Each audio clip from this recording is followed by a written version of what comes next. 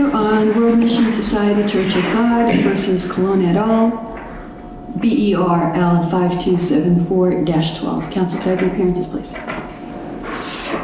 Marco Santori from Ahnsahnghong and Miltonburg, representing the plaintiff. Mr. Santori. Diana Zborowski from Ahnsahnghong and Miltonburg, representing the plaintiff. Zborowski, Ms. Zborowski. Yes. Thank you very much. Paul Grosswald, representing Michele Colón, the defendant. Okay, thank you. Ms. Colón is here. This court has multiple applications and significant submissions by counsel. The first application I believe we should address is the application to amend the complaint.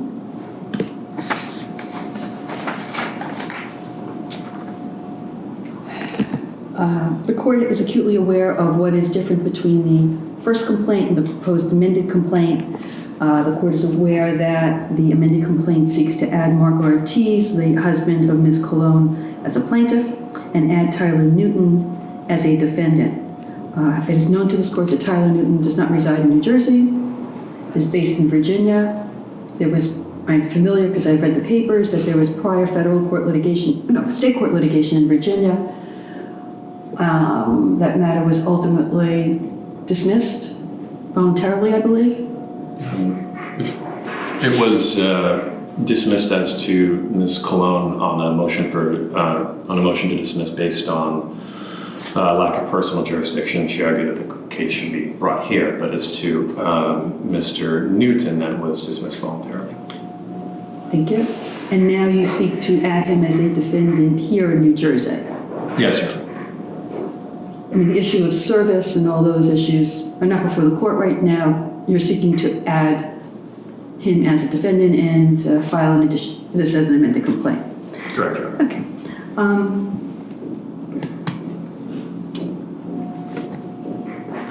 I reviewed your opposition, Mr. Grosswald, regarding the amended complaint. Most respectfully, our court rules are very lenient with regard to amendment of complaints.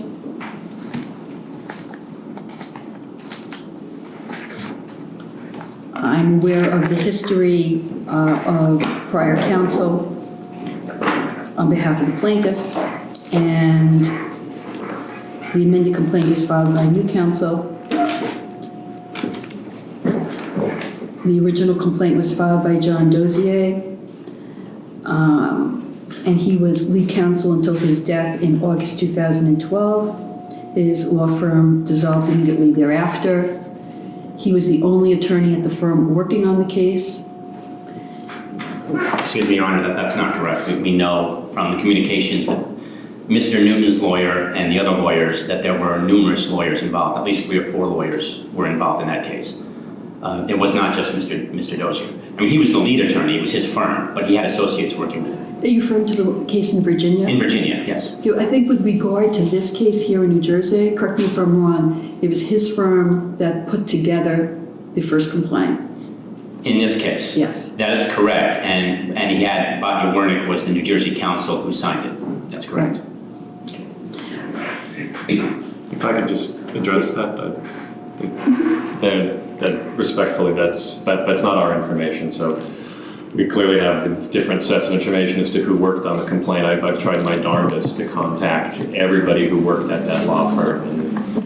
I think really, in terms of where this case is going and what we have before us and the history, I think the amendment in this complaint is the least of our issues. I mean, we have in our court rules for :9-1, and the motion for leave to amend is liberally granted without consideration of the ultimate merits of the amendment. Okay, the court understands, Mr. Grosswald, you are concerned with the ultimate merits of adding Mr. Ortiz and the defendant, but that is not something that I am addressing today.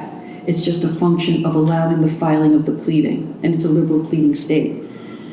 The court cites Noty versus Merchants Mutual. An amendment of a complaint should be allowed as of course if the litigation has just commenced and the complaint would otherwise be subject to dismissal for failure to state a claim, which is what you are. alleging as well.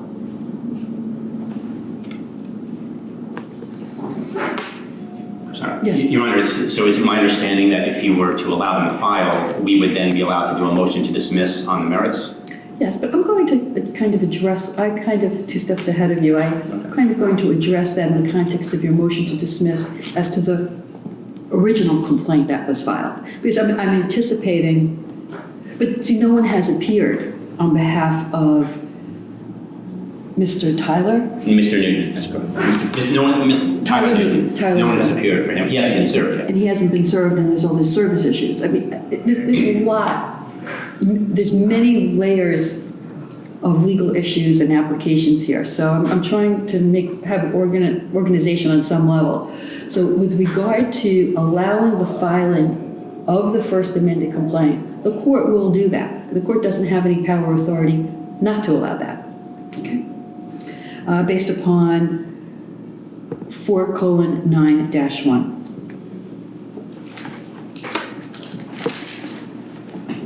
Now, before we move on to anything else, I have to ask you, Mr. Santori or Ms.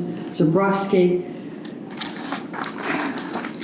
I recognize the role that Tyler Newton plays in this litigation. After having reviewed the papers, and I was provided a great deal of information about your client by virtue of the papers submitted and exhibits submitted, I have to ask you, are you going to be amending the complaint to add the Rick A. Ross Institute, for example? I mean, where is this going to end? Right. At this time, we don't have any plans to include Mr. Ross or his institute. As to where it's going to end, litigation is an uncertain path. But right now, and even any plans for the future, we have no plans to add anybody else to this lawsuit unless discovery uncovers something that we didn't expect to see. Then I can say I can at least make a disclosure now that we don't have any. I was given certain websites by virtue of the papers submitted, and for example, it's Exhibit 13 of Mr. Grosswald's certification, and I just randomly looked at one. It's 15 pages. I mean, are you going to be suing all these people who made comments about your church, your client's church? No, Your Honor. The reason that where they indicate that they're a cult, not just opinions, but they indicate that they're a cult and their negative experiences there. The internet is vastly infiltrated with such comments, way beyond just that of what you are alleging of Ms. Colón and Mr. Newton. So that is why I'm asking you that. Where does this end? I think that's actually a very good point. And having dealt with these sorts of internet issues before, I think that it's important that people who do have, or entities who do have some public presence, have a thick skin about this, and that there are plenty of people out there who are going to say nasty things about you. Not all of those things are actionable, to be fair. Some of them are, but that doesn't mean you go after all the actionable things. And I appreciate what the court is saying. In this case, we're not dealing with just a couple of comments offhand. We're dealing with a widespread and systematic attempt to terrorize to terrorize Mr. Ortiz and the church to a point where he would become such a pariah, so that his own congregation would reject him. This is why we're bringing the case against Ms. Colón. Isn't that cause of action in the matrimonial action? I personally inquired to the judges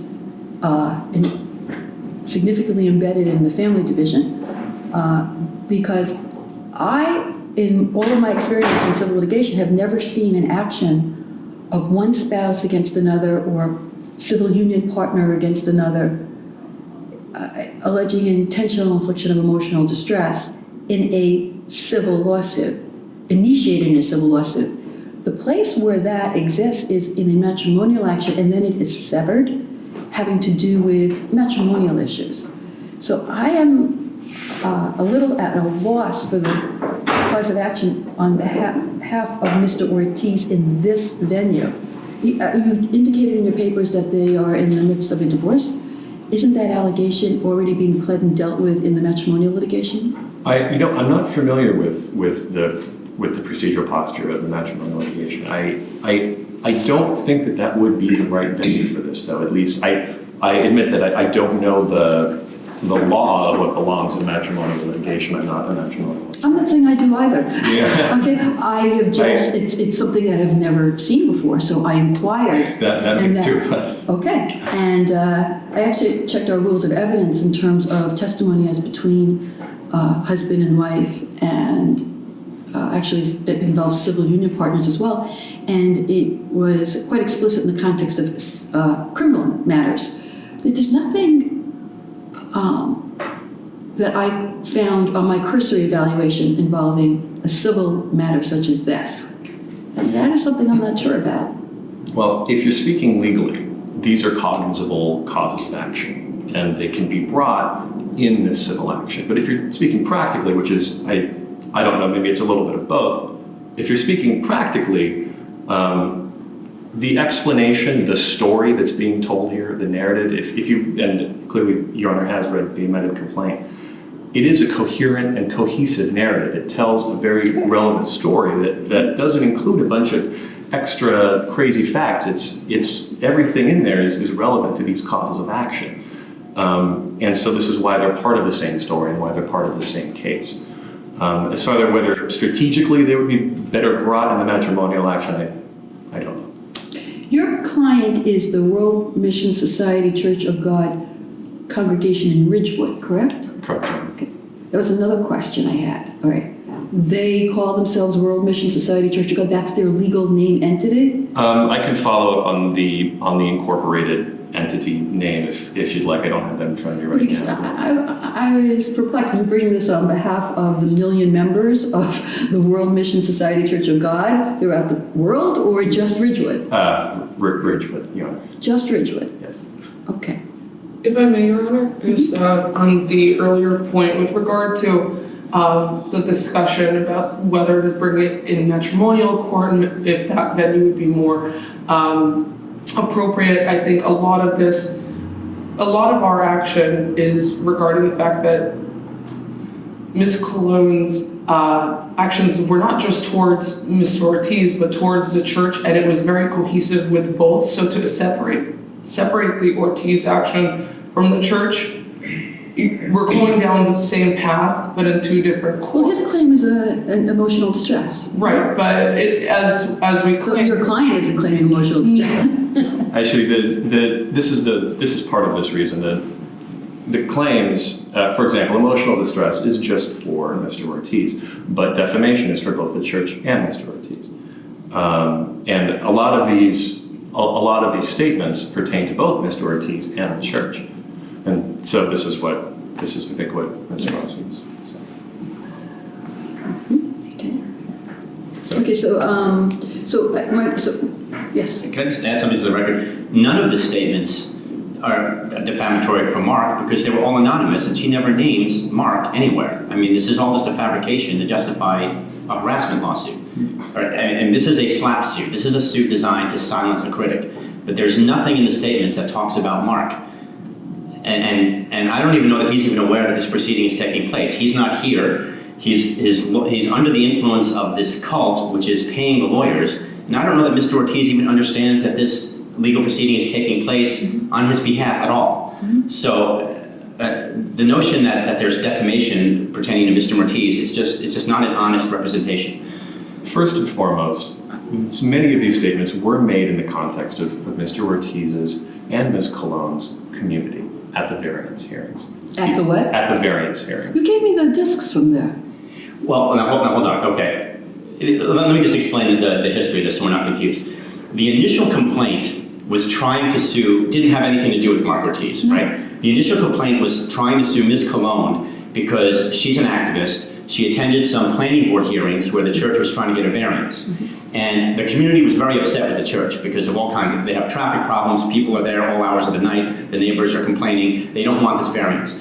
And Ms. Colón was in the audience, she attempted to speak at one of the hearings, their lawyer objected and she didn't speak at all. That's my understanding Right. from what I can glean. So they're suing her saying, you tried to block our variance application. And of course the fact, so she had nothing to do with it. It was all the other neighbors, it was the fact that the plaintiff wasn't answering the planning board's questions. They withdrew their own application before this complaint was filed. So Ms. Colón had nothing to do with it. So we complained in our brief. Right. That record speaks for itself, Right. and it would be hard to believe that the planning board and zoning board would be molded by one person's statement given the response to the application. Right. So we pointed that out in our first brief. The response we got back was, okay, we're going to amend the complaint, but this time we're going to say not that Ms. Colón was trying to go to the planning board hearings to stop the application. This time we're going to say that while she was at the planning board hearings, she called us a cult and there were other church members there who heard it, and that's defamatory. My understanding is she never spoke. Well, she never spoke at the hearing. Correct. But they're saying that she spoke, in the hallway or on the side, somewhere in the room she spoke, but not formally at the hearing. So they've changed it. They changed it from she's attacking us at the hearing to she's physically at the hearing, but having a side conversation that turned out to be defamatory. So that's what they're doing now. But that's only a small part.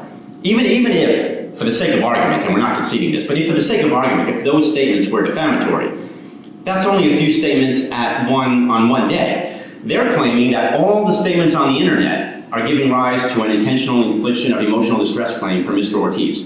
That everything she's ever said on the internet, everything that's anonymous, is causing him emotional distress. And that's just ridiculous. I mean, the only statements that have anything to do with Mr. Ortiz, if they have anything to do with Mr. Ortiz at all, are the ones at that variance board hearing, which, frankly, didn't cause any damage to anybody because they have not alleged, and I don't think they can allege, that any of the church members who heard those statements subsequently stopped donating money or stopped contributing to the church. So the corporation has suffered no damage as a result of anything that she said. And they're not alleging that happened. They just make these generalized claims that people have stopped donating, but they're not willing to name who they are. And they don't say that any person who stopped donating. They have to. If they're going to continue with the lawsuit. They will have to, absolutely. For trade libel, I think they should be doing that now. But there's no allegation that anybody who heard her say anything at a planning board hearing subsequently changed their attachment to the church in any way. So, well, they'll have to prove that. But they're not even alleging it.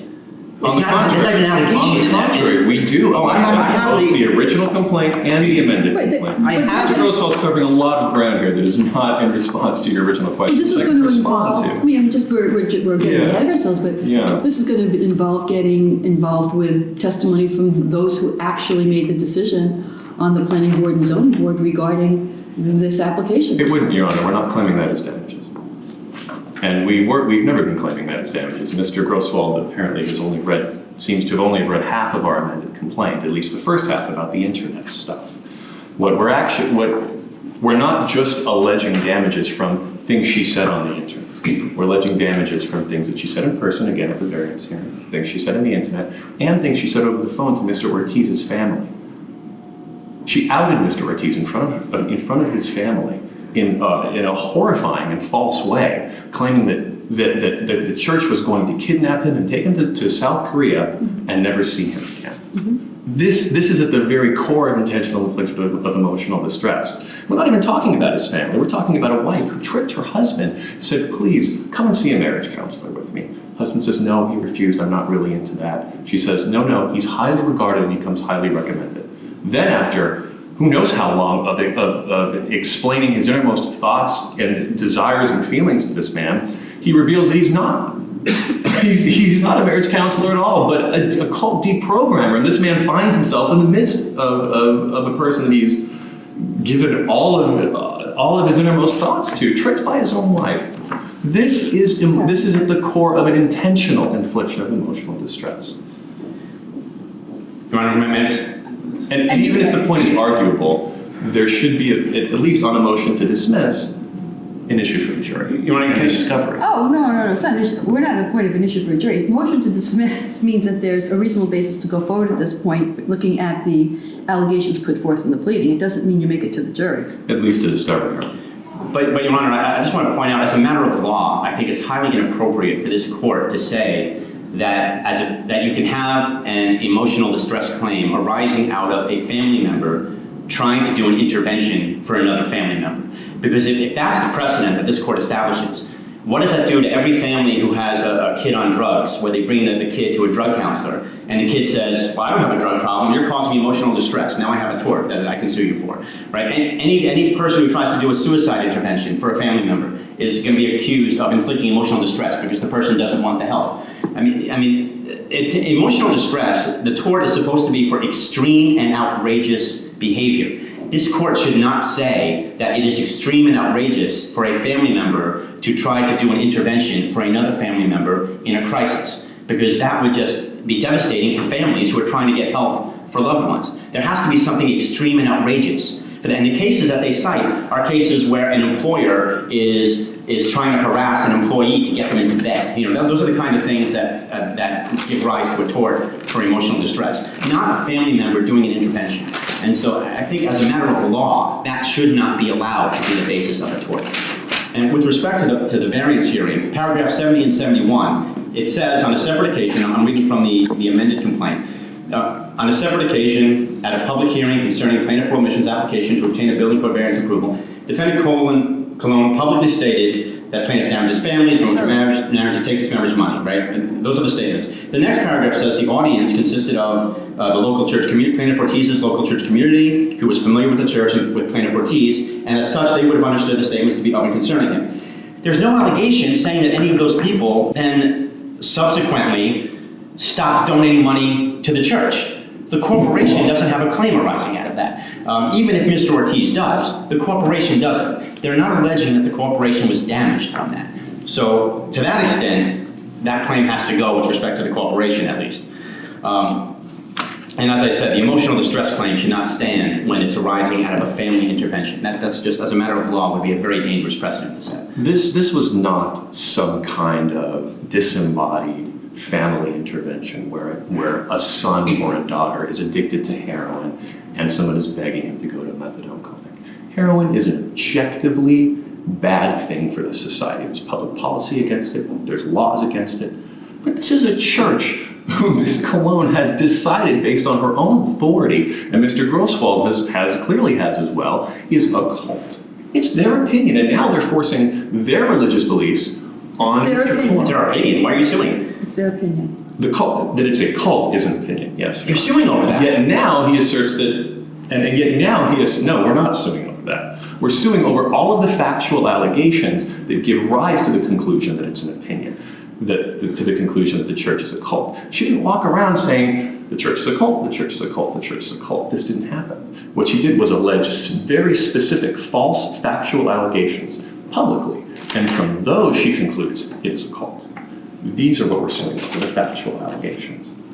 You're suing for calling it a religious fraud, for saying it's a religious cult. Okay, well, look, those factual allegations, just since we're having this discussion as part of this motion, we're a little off track, let's deal with that. Sure, let's go, what we can do is, as Your Honor would prefer. The law asks us to do a communication by communication approach, taking into consideration the context of that communication. So would you like to go one by one for them? Or? Well, just for example, because Okay. I have to tell you, I am cognizant of the amount of information on the internet that describes this religious organization, World Mission Society Church of God, as a cult. This is not just a statement made by Ms. Colón. Right, and again, people should have thick skins about this kind of thing. If Ms. Colón simply was going around saying it's a cult, people would probably take that as an opinion. And so the church would have to roll with that, essentially. But this is not what she did. What she did was make statements of either mixed opinion or statements of fact. Both are actionable. We're not going after Such as. So there are two different kinds of actionable statements. The first is a statement of pure fact. which doesn't require too much exposition. But it's a statement of mixed opinion that is a little nuanced. A statement of mixed opinion is something that seems to be an opinion in form or context, but also seems to be based on facts that the speaker didn't disclose. Whereas a statement of pure opinion is where somebody discloses all of the factual allegations and then draws a conclusion from those allegations. The conclusion is not actionable because everybody knows that that's just her opinion based on these facts. The facts, well, facts, they're actionable. This is embodied in the restatement and applied by New Jersey courts. There's one case that gives excellent guidance on this. It's the Carnell case that we cited in our brief, which gives an in-depth analysis of the Rinaldi case from the New Jersey Supreme Court. In the Rinaldi case, a judge sued a book that was critical of the judge for saying three things. One, that the judge was incompetent, that the judge was suspiciously lenient, and three, that the judge was probably corrupt. There was no factual development for these allegations, for these allegations, except for incompetent. The person actually said, "This is why I think the judge is incompetent," and he's incompetent. That was not actionable, being incompetent statements.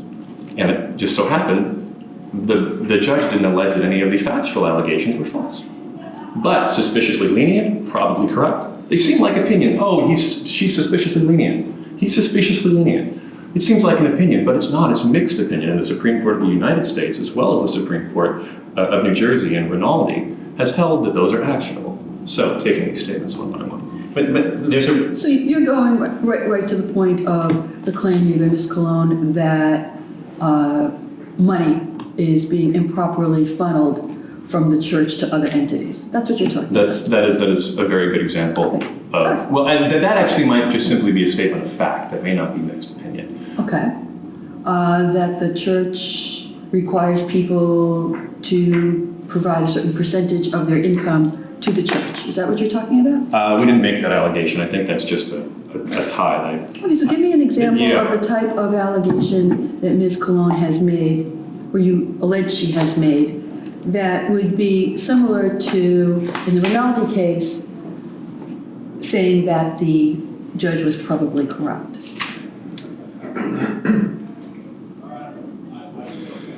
On yellowlaw.com, Ms. Colón said, "Many have had their marriages and family torn apart by this destructive mind control cult." That is not only a statement of fact that the church uses mind control, but also a statement of fact that there exist families who have been torn apart by this church. This is, the mind control statement is clearly a statement of fact. Mind control is subliminal messaging, change of diet techniques, hypnosis. These are techniques that Mr. Grosswald, who happens to be an expert in cults, knows that other cults have used on their members, be it Scientology or the Heaven's Gate cult in California in the 1990s, the Kool-Aid and white sneakers, those people who are waiting for the spaceship to come down. These people actually used these techniques. That's a statement. Doesn't this organization believe the world is going to come to an end? I'm not a member of the church. I don't know that, but I think a lot of religions think the world is going to come to an end. Mainstream Christians certainly do. And I want you to know the only information I have is from what was provided to me. I didn't do it in my own independent research. I certainly believe that. I just want to caution the church on that information that was provided to you. It was not the product of discovery. It is entirely hearsay. It's, as far as I can tell. No, it's on the internet. The very same thing that you are bringing this action about vis-a-vis Ms. Colón, and, well, partially with Ms. Colón, but certainly with the proposed new defendant. Respectfully, Your Honor, I'm trying to... We don't know that those are on the internet. There's been no factual development. All we have is Mr. Grosswald, who says he found it on the internet. We don't know whether when it's been changed, when it was posted, how it's been modified. We don't know who... all our allegations are that that Ms. Colón wrote it. This is the kind of thing that is developed in discovery. I'm just confused with that comment because it's obviously your position that these postings on the internet... I thought we weren't talking about, I didn't think we were talking about those. I thought you were talking about the research that Mr. Grosswald conducted and presented to Your Honor. No, it wasn't research. It was just, for example, your organization... Well, actually, it's their literature. Here's the head office, World Mission Society, Church of God. This is Exhibit 20. And then we have the Church of God News, which is their newsletter, Exhibit 21. And we have Exhibit 22. But Your Honor is assuming that all of that is true. There's been no This is your authentication. publication. But once again, I don't know that it is. Your Honor. I'm representing, I don't think that Mr. Groot. Well, we don't know. He has no personal, he's the attorney. He has no personal knowledge of what my client's published or didn't. But nonetheless, this is True, it's on the internet. Of course I can see it. It's on the internet, so it must be true. No. This is Not that it must be true. Let me just make the record clear. That was a publication of the organization. Not that it's true, but that was a publication of the organization. I don't believe Mr. Grosswald somehow on his own created this document to mislead you or the court that this was a publication. I think that's why it was annexed as an exhibit. Okay, so the question is, does the World Mission Society Church of God believe the world is going to come to an end? No. I'm trying to focus in on what it is that Ms.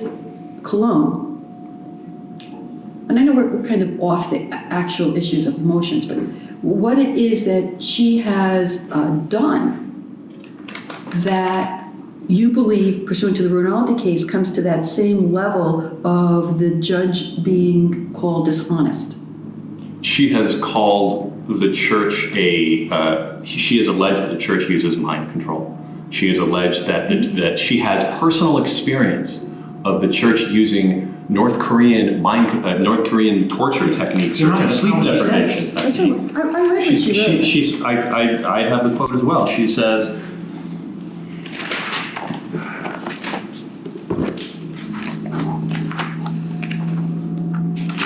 You're talking about her story? In the 5-part I think story, it's the 5-part story. Do you have the quote?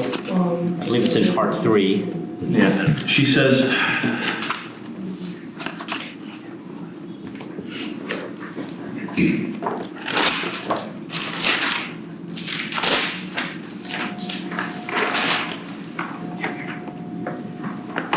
It's in part 3 or 5-part story.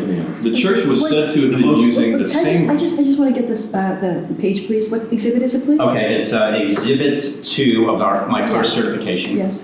And we don't have the page numbers, unfortunately, okay. but it's the part 3. If you go through part 1, part 2, part 3, Okay. and then turn to the second page of part 3. Just wait, let me get there, please. No, Your Honor, we can't read from his version of the facts. The facts in the complaint must be taken as true as alleged. We don't know if this has been modified, changed. This is just his evidence. He's conducted his own discovery. You're the one bringing the lawsuit. In that case, we should So where are read you from the getting complaint. the information of what she alleged, if not from this article? Where are you getting that from? It should be alleged. It should be taken as true since it's alleged in the complaint. Okay, what are you alleging? Okay. Let me first hear what you're alleging. I'll make a quick point while he's looking at that. I submitted to the plaintiff in December a 5-day demand under Rule 4:18-2, which says if a statement is referenced in the complaint but not recited verbatim and not annexed to the complaint, I can get it within 5 days. So I made a 5-day demand. I basically said, I want you to give me every one of the challenged statements that you're talking about in your complaint. They refused to give it to me. So now they're saying the ones I found are not the right ones, they're not accurate, but they won't give me the right ones. That's because that is what's done in discovery. This is a motion to dismiss. I'm sorry. Oh, it's a motion to dismiss, so I'm trying to understand. This was the statement. The church was said to have been using the same mind control tactics used on POWs in North Korea.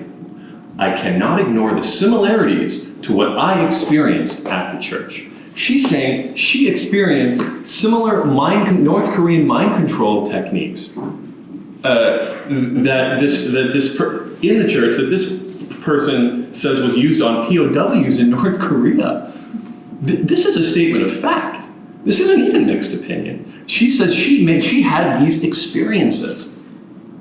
There can be no more factual statement than that. This is not a preferred chocolate. Can I just remind Mr. Santori that it is sanctionable and punishable for him to be making false representations to the court. The statement does not say what he says it says. What it says is, quote, "The most disturbing information that I had come across was that the WMSCOG was said to have been using the same mind control tactics used on U.S. prisoners of war in North Korea.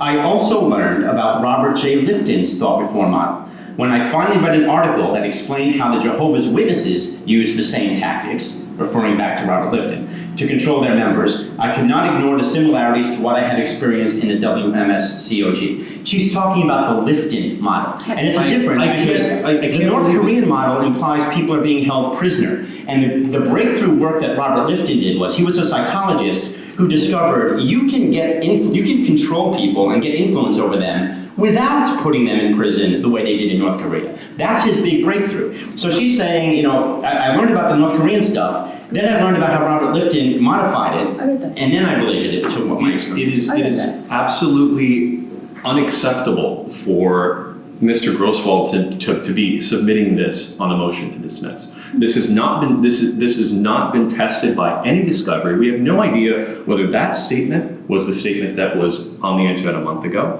will be on the internet a month from now, or was the statement that Ms. Colón made. To the contrary, the allegation in the complaint is that she made a different statement. But if we find the statement... She's not the only one who's indicated that there's been mind control tactics used by your organization. So how many people are you going to sue?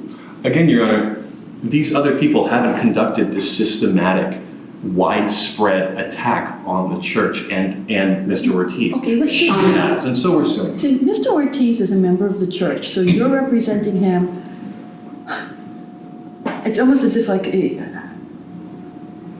not an employee, but He's a parishioner.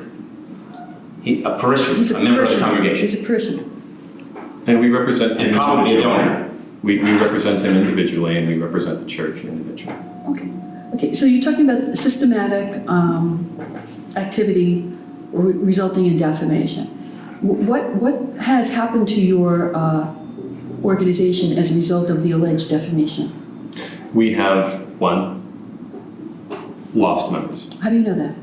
Because of what Ms. Ortiz has done? Right. How do you know that? Because Ms. Ortiz... Ms. Colón. Sorry. Oh, Ms. Colón is that. How do you know that? For the reasons we allege in the complaint. And why is that actionable? That Ms. Losing members. If people leave a congregation, why is that actionable for the organization? If they left the congregation because of Ms. Colón's statements, then it is an element of damages. Now, How? because them leaving the church is Ms. Colón's statements are the proximate cause of them leaving the church. Let's say someone wants to leave their church. Let's make it not your church. Let's make it a synagogue or Sure. a Muslim temple or a Catholic church, a Protestant church, and a parishioner is not happy with whoever is the leader of that particular facility, and comments are made, and that worshiper goes to another place to worship. Are you telling me that's actionable? No. Okay, so why is this actionable? Because Ms. Colón specifically targeted the church publicly. She used keywords that she knew people would search for if they wanted information on the church. She even pinpointed the church on Google Maps to their specific address. Anybody looking for information on this church would find her comments, and she made sure that that was her goal. Moreover, she went to a variance hearing where people from the church's community were going to be there so that they could hear more about the church. We've alleged abundant facts connecting her actions to these losses. The loss of the members. The loss of the members, the loss of goodwill, and the loss of prospective members, which companies do all the time. It's a more. But how would you separate that from the, most respectfully, how would you separate that from the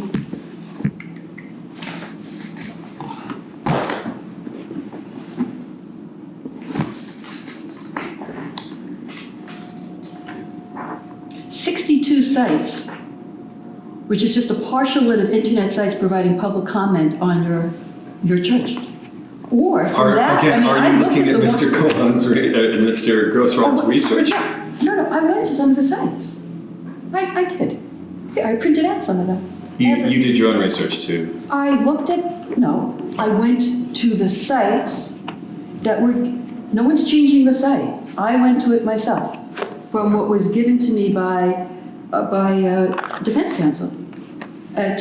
Because what is being presented to the court by defense counsel is that there's multiple sites on the internet and individuals on the internet making similar, if not same, comments as Ms. Colón. And therefore, how would you, as the plaintiff, say that such and such happened to your client as a result of her actions, as opposed to the myriad of other people who are doing the same thing? And for example, I went to the individual who you just named, the individual, sorry, that's in the first set.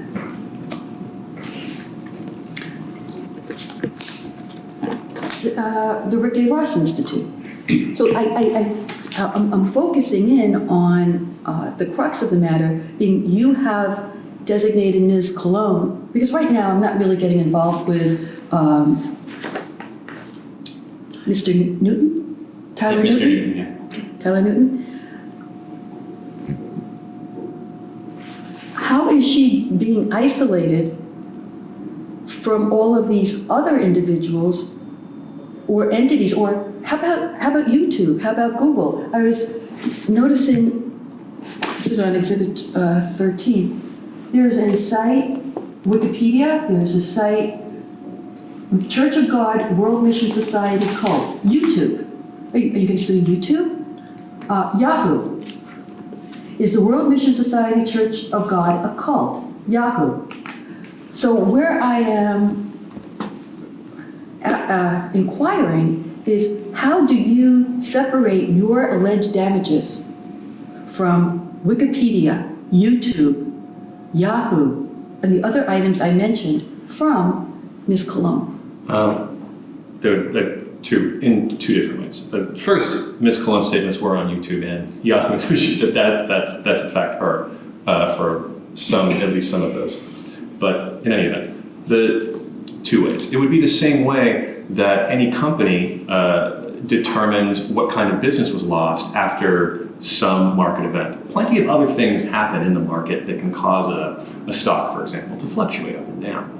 But we would probably bring in an expert of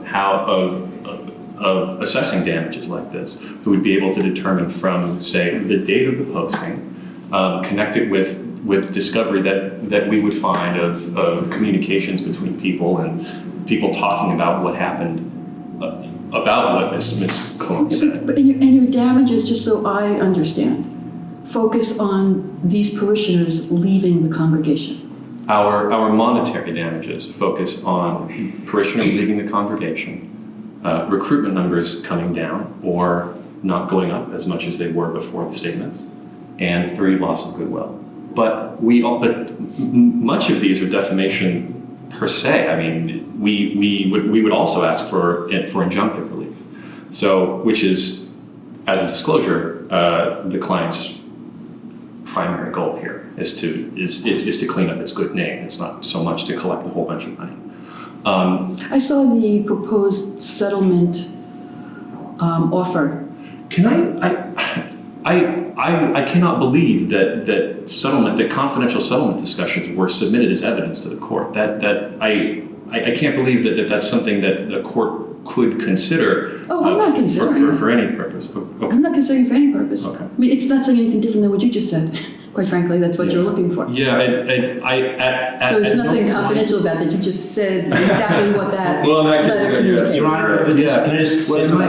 Hang on. I brought the cease and desist letters that preceded the lawsuit, and cease and desist letters are not covered by the settlement rule. So those say the same thing, basically demanding that the entire website be taken down, not just specific. Which website?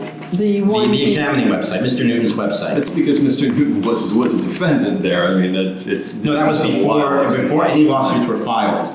Before the lawsuit was filed where he was named as a defendant. This isn't some overreaching, either way, these are settlement discussions. These are not settlement discussions. These are cease and desist letters which say that the entire website, referring to the Mr. Newman's website, is defamatory and malicious, and they want the whole thing taken down. They do not identify specific statements. They don't say this sentence is defamatory, take it down. They say the entire thing has to come down. I can submit those to the court, and they are not settlement. Nonetheless, so in any event, we are seeking injunctive relief, and this is exactly the sort of thing that we would be seeking. So there's monetary damages, and we Are believe. you going to do the same thing to YouTube, and you can do the same thing to Yahoo and Wikipedia? Make them take down all their sites? Ms. Colón never made a statement on Yahoo, and they're not alleging that, by the way. That was incorrect when you said that she was on Yahoo. Oh, okay. I thought there was an allegation. I thought that there was a subdomain of Yahoo. No. Somewhere. And please understand, I didn't thoroughly look at all, I mean, it would be hard for the record to explain how much information is before the court. I couldn't even bring it all out to my bench.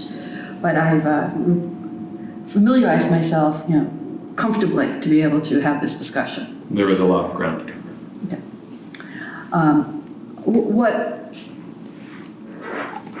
I still don't understand, and maybe you could explain to me again, how you are, your damages that you are alleging as against Ms. Colón vis-a-vis the church has to do with lost membership, loss of goodwill, Loss of future. pardon me? Loss of future membership as well. Loss of Prospective future. members. Okay. And you believe you are going to be able to submit proofs particular to her, as opposed to the myriad of other forces that are out there in discussion regarding this church? Yeah, this is not a unique situation. In the context of securities litigation, for example, something happens in the world on such and such a date, and the stock price dips. But plenty of other things happen on that date as well. And it's a question of fact as to whether this was caused by the complained of event or to what extent it was caused by the other things that happened in the market. And this is exactly why we have discovery and why we have juries, so that we can develop the factual basis for arguing why, for connecting an event to damages. And so they can determine whether these factual bases really do meet our burden. Your Honor, there is only one way for them to prove what they need to prove. That is, you have to take the depositions of the people who left the church and ask them why they left and what they read before they decided to leave. Correct. That can't happen. And the reason it can't happen is because they are asserting constitutional protection over their former members. They're saying that they don't have to disclose. Remember in the trade libel argument, when I said you have to plead the names of people to plead trade libel, they responded by saying, no, the people who associate with our church are covered by the Constitution, and we don't have to disclose them to you. And we're not going to disclose them to you. Even after the motion to dismiss, when we're in discovery, they're not going to disclose them to us. I missed it. Where is that? That's in their brief, in their, the November 19th brief, the opposition to the motion to dismiss. Let me just find the trade libel section. Okay, I have it. Claims for trade libel, page 32. Page 34. Page 34 of their brief. Do you have it?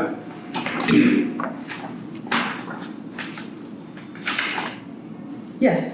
All right. Forcing plaintiff or omission to divulge the identities of the innocent victims of defendant Colón's attacks would be similarly unreasonable here. Specifically, would violate its members' right to free association under the First Amendment to the United States Constitution. The First Amendment of the Constitution of the United States protects freedom of association, including the right to privacy with respect to that association. For example, the United States Supreme Court held in Bates v. Little Rock that compulsory disclosure of names of members and prospective members for the NAACP would create unjustified interference with the members' freedom of association, which is protected by the First Amendment and prohibited by the Due Process Clause. Similarly, compelling members of the church to disclose their affiliation with a religious group is an invasion of members' privacy and a significant interference with their freedom of association. Religious association, which telegraphs a person's religious beliefs, is a highly personal and private matter. It is particularly unreasonable in light of the litany of other means by which plaintiff or omission can demonstrate its damages. So they're not going to give us any witnesses to depose, to ask them if they read her statements and then decided to leave. Is that going to be your position? I can't take a position on that now because it's not before the court. And to be perfectly honest, this is not a unique situation. To continue the example in the securities lawsuit, when you have to determine damages, defendants don't go out and interview everybody who bought and sold the security. They rely on that day and say, why did you do it? Are you sure you did it because of this? Tell me why. You're gonna have, I mean, The church only has 400 members. I was just going to ask, how many members do you have? I know that the church as a whole has over 1 million members, correct? Worldwide. Worldwide, okay. But not the... They're mostly in Korea. I mean, in New Jersey, it's only about 400 or so. We can, and not all of them left. So maybe, what, 10 people left, 20 people left? We can depose them. Okay. There's enough that we can depose them. And how many people actually left the New Jersey church after these statements were published? You don't have a number? Again, first of all, we don't have to show this. We don't have to show damages for any of the defamation claims. So what we're speaking about right now seems to be only trade libel. I just want that to be clear before the court. This is all defamation per se. But the argument is saying, if the argument is a constitutional protection, that argument is obviously going to apply for defamation as well when we get to discovery. So rather than wasting everyone's time and letting the case go forward only to have us be blocked, it's no the court can surprise. decide now that it's not worth going forward. It's no surprise that a defendant doesn't want her time wasted. Doesn't want what? Her time wasted. But there is case law on this issue. One of the cases that we cited, could you grab it really quick? The case that we cited says, where it would be otherwise unreasonable for a plaintiff to name the names of its customers lost. This was a widget company of some kind. Where it would be otherwise unreasonable to name the names of its clients or That's when you have a cash business and you don't know their names, or when you have 1 million customers, Okay. not 20 people who left the church. So if I could just finish, it's not 20 people. We haven't alleged them. But you most respectfully, you would have the burden of proof to establish that these people left we the certainly church because of Ms. Colón. We- You would have that burden of proof. And no one's disputing that. No one's. And you would have to turn over those names so Your that Honor, there's an we opportunity. would not have to turn over those names. This is. Well, how are you going to do that without their deposition or affidavit or sworn testimony? They're going to bring in an expert. The Patel case is clear. It says when it's unreasonable to require the disclosure of names of lost customers, it is sufficient to plead lost customers, lost prospective customers, and valuable goodwill. When it's unreasonable, there's nothing unreasonable. There's nothing unreasonable. Ms. Colón is asking us to go to each of our members and say, hey, we're going to tell all of these people that you're a member of an unpopular religion. Are you okay with that? No, these are the people who left. And this is in fact his response. So he's essentially asking this court You know to who go left. to people. He's asking this court to people to ask them. This is what the jury must ask and what the court must ask. Excuse me, sir. Have you ever been a Jew? It is. No, that's not the question. That is exactly the question. Is, did Because you we would leave the have to- synagogue because He doesn't, but no, we would have to identify the names of these people. That's the issue. That's what they want. They want us to identify the names. They want a list of names. How are you going to prove your case? Your Honor, we can do this via experts. People do this all the time. No, excuse me. I've been litigating a long time. How are you going to prove that X number of people left your church as a result of the defamatory remarks and everything else you're alleging against Ms. Colón without having their testimony to indicate that in fact what you're saying is true? You can't just allege it. You have to prove that. It's, to be fair, just so that we're clear, at this stage, that is all we have to do. But you're right, at some point we will have to carry our burden. And how, at this point, as a disclosure, how we plan to carry our burden is by taking membership numbers on one date, taking membership numbers on another date, seeing the change over time between those dates and what happened between those dates. If there were no, for example, if there were no other postings between the time a member was a member of the church and then the time a member left the This church. isn't securities law. This isn't secure. You were making an analogy to explaining why a stock price changed and there's has inside to a be done, yeah. Okay. In securities law, but You can't. Most respectfully, I do not believe that your proposed theory of proofs is adequate. Okay? That's not before me today. But you're going to have to show that these people left, not over a period of time when certain blogs went up. You don't know what blogs they read. You don't know if their grandmother in California asked them to leave the church. maybe she did because she read the blog. Well, then you have to give that We would have to name. prove it. You're absolutely right. You're going to have to give that name, right? Well, Your Honor, the trade libel issue is before the court, and they did not plead the names as required for a trade libel pleading. So at least this court could dismiss any trade libel claims to that extent, even if you're not going to dismiss the defamatory claims. Your Honor, that's not required at the pleading stage. Everything that Your Honor has said is that we will be required to prove it, and we understand that's our burden, and we intend to prove it. But at the pleading stage, the Patel case says that this is sufficient. This is exactly an unreasonable situation, or at least at the pleading stage, it certainly is. He's asking us to name names and give away people's religions. We're not going to do that, especially here, where the very crux No, of I'm the not asking you to name people's religions. Well, you would be, because if we name a person, clearly they were a member of the church. No. Why else would we name the person? I have here the application for protective order that was filed. I know it's not before me today. I'm not sure when this is before me. I think it was, we just, for a matter of convenience, we made a return. Oh, okay. I saw the various discovery requests that were served. Defendant's first set of requests for production directed to plaintiff or admission.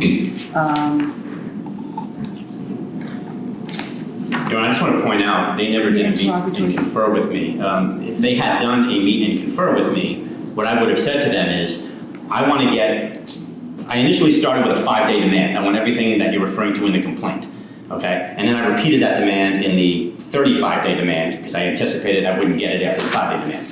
If they had done a meet and confer, I would have said, give me the stuff from the complaint. And there's a few other things that I think they should give me right away. If they give me those things, I'm willing to negotiate with them and say, okay, for the other stuff, because obviously things are going to be affected by any decision the court makes, we can defer those until after we get a decision on the motion to dismiss. But I at least want to get the stuff that they can give me right now that's in the complaint. I should be able to get that right away. And that's what I would have said if they had conferred with me. Can I ask a question? The comments made by Ms. Colón, for example, as to the interaction between World Mission Society and this other entity, Sunshine? Big Shine. Big Shine. Big Shine. Truth is a defense. So the documents that they're going to be asking regarding the financial transactions among and between these entities will have to be produced. And from what I can glean, in terms of you don't even want to give over the names of the people who left the church, you're going to say you're not entitled to that. Okay? If you're going to bring this case, all of this is going to be discoverable. They dropped the Virginia case because they didn't want to turn over that information. That's what Mr. Newton was trying to get. And they kept pushing back the discovery deadline and pushing it back. Finally, the judge said, no, it's due on a date certain. They missed the deadline. Mr. Newton filed a motion for sanctions. And then they said, okay, we voluntarily dismiss. They brought it as long as they could to harass him. And then they said, we're not turning this over, and we're done. And now they're suing him here. I would find that Mr. Grosswell's analysis of my client's intentions and inner desires is probably off, but I wasn't the attorney then, so I can't speak to that. I guess I'm talking like this because to hear that you're taking issue with the proofs of giving the names of the individuals who left the church, your analogy to say, well, I am a Jew, or I am a Catholic, or I am a Buddhist, that's not the issue. The issue is, why did you leave this church? Whatever their religious affiliation is of no moment. But you would still be, the court would still be requiring us to disclose what these people's religions were. Whatever questions are asked in a deposition, they're asking us to produce the names of people who were members. We're not going to produce a list. These are all of them. These are members. This is what their religion is. We can't do that. That's contrary to the first. They're willing to use Mr. Ortiz to sue Ms. Colón over very intimate marital issues. You don't have a problem with that being disclosed, but if somebody else has to say, yes, I was a member of this church, that's too much privacy. Mr. Ortiz is willing to do this, whereas these ex-members... What exactly is he willing to do? I'm just curious. What is it? What is he doing? He's unemployed. He's living with other church members full-time, and he's unemployed. No, what does he want from Ms. Ortiz? What damages does he want? It's at home. What damages does he want from Ms. Ortiz? I think he wants $5 million is what they're asking. He wants... Obviously, there's a monetary component. Isn't that something that would be handled in the matrimonial litigation? Again, I don't think that is. I think that would be splitting up vital components to this story. When it would be splitting up a narrative. It would be putting chapter 1 in this case and chapter 13 there and chapter 2 here. It's not a good way of going about explaining what happened here. This is not a one-off defamation. It's not somebody walking down the street and said, plaintiff's a thief. It didn't happen. This is a widespread and systematic effort that requires real narrative and factual exposition. That's why it should be in this case. But as far as what Mr. Ortiz wants, I think he wants the same thing that the church wants. He wants his name to be cleared. That he is not the tool of some faceless worldwide entity. That he makes decisions for himself. He was in mind control. Most respectfully, I read the article. His name is not in there. Anybody who read that article who knew Mr. Ortiz would know that it was about him. And how many people? And people, 2 people, 5 people? I mean, how many people is that? we can determine that through discovery. We can With an expert? get a list. You know, We can get a list of hits from the website. We can see who viewed the website and when. Servers keep logs. This is why discovery is important. You haven't done that yet before bringing the lawsuit? We haven't we have to determine our damages, but we have to send subpoenas in order to do that. That's not something we can do pre-action. But the people who know him, who read it, you have access to them because Mr. Ortiz can just talk to his friends and family and find out who So you're telling read me it. So people who are a member of this, let me ask you a question.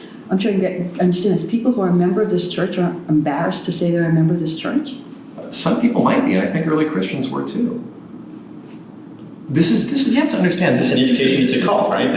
Yes, Christianity is a cult, Mr. No, not the Christianity. If people are embarrassed to admit their affiliation with it, that gives rise to an opinion that it's a cult that uses mind control. We're in America. It's freedom of religion. I think the very same Constitution that allows your church to have, from what I'm gleaning, to be unorthodox. I think you used the word unorthodox Christian beliefs. It's beliefs that mainstream Christians might consider strange. Okay. So the very same Constitution that allows your client to have a congregation and be situated in Ridgewood and have this expression of religion as they choose is the same Constitution that allows freedom of speech with regard to that religion. Okay? Yeah, I think that's really going to be one of the core issues in this case, whether it be in discovery, determining who gets what documents, or in front of a jury trying to sway, look, freedom of religion versus freedom of speech. This is you put your finger on an important issue, but freedom of speech does not extend to defamatory statements,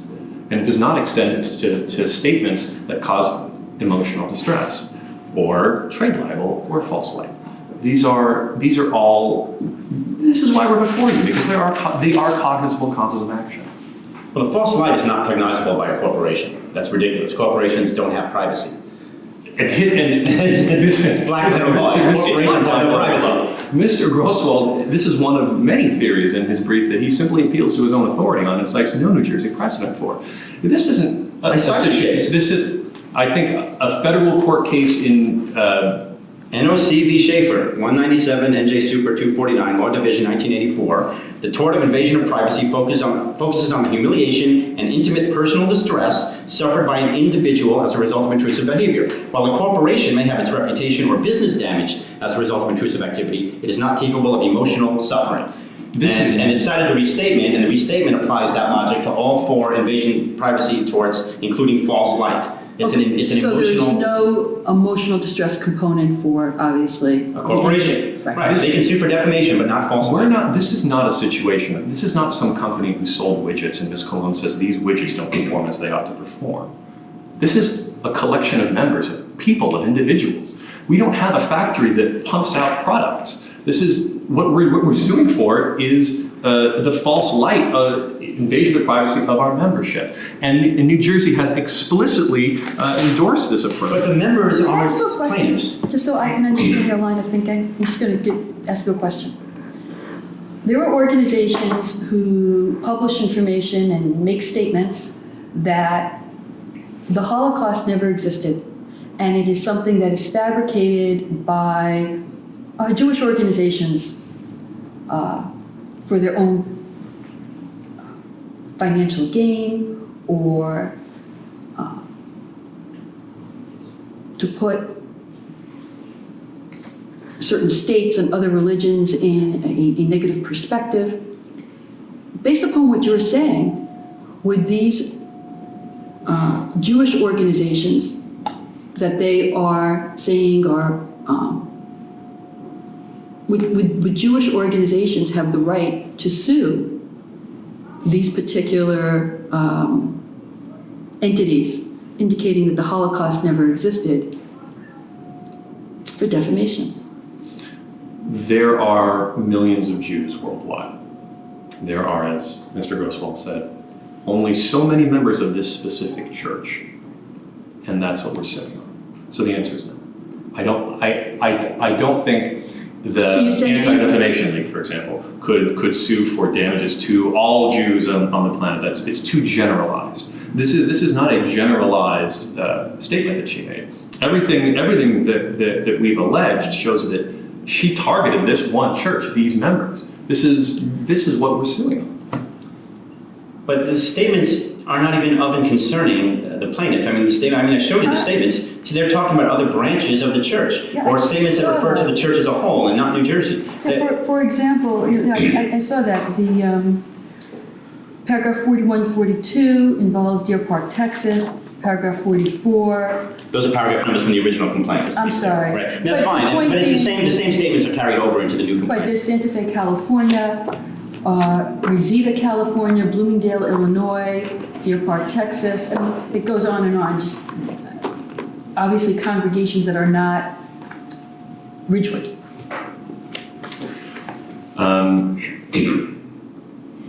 The reason that we think that Mr. Grosswald thinks those are not about Ridgewood are based on, not on the allegations in the complaint, but allegations in his unauthenticated research. We don't know whether that was changed since it was first made, republished, modified. This is all things that we can determine. That's why when I asked for the 5-day demand, you should have turned it over and I could have seen what it originally said. You have it, right? You have it in your possession. The allegations in the complaint are to be taken as true. That's the point of a motion to dismiss. If Mr. Grosswald wants to make a motion based on discovery, he can do so at summary judgment whenever he likes. He can do so in a week. But you see what they're doing? They're not turning it over because if they turned it over, it would show exactly what I found, that these are talking about other people and they wouldn't have their case. So to harass Ms. Colón, they have to get through the pleading stage, and to get through the pleading stage, they have to get the court to look at what they say that the statement says, rather than what the statement actually says. And that's why they won't turn it over, so we can see what the statement actually says. We won't turn it over because we don't have the whole story. Then how did you write the complaint? Yeah, I don't You're quoting the understand. statements in the complaint. Absolutely. How did you write that? Complaints are notice pleadings. No, how did you write It's that? fact pleading in New Jersey. There's no notice pleading in New Jersey. It's fact pleading. How did you write that if you didn't have it? Fact pleading, excuse me. Say again? How did you write that if you didn't have it? Oh, How no. did you write the You're allegations? quoting specific words I from the know. statements. I know. They have to have something. Of course you have it. Where did you get it from? The internet, clearly. Well, that's the same place I got it. You think I changed it and then printed it out? This is why at this stage, if it's Ms. Colón's word versus the church's word, we take the church's word, and then discovery bears this out. Unless the church is suspiciously unwilling to hand over documents. How suspicious? The rule says 5 days. I made a 5-day demand, and the rule says I have 5 days to get it. And if you're not willing to comply with a basic demand, that calls into question the integrity of your pleading. Okay, let's take what Mr. Grosswald is saying is true. That all of the copies of what we have, in fact, show that Ms. Colón did not say the things, all the copies that we have show that Ms. Colón said something different than we say she said.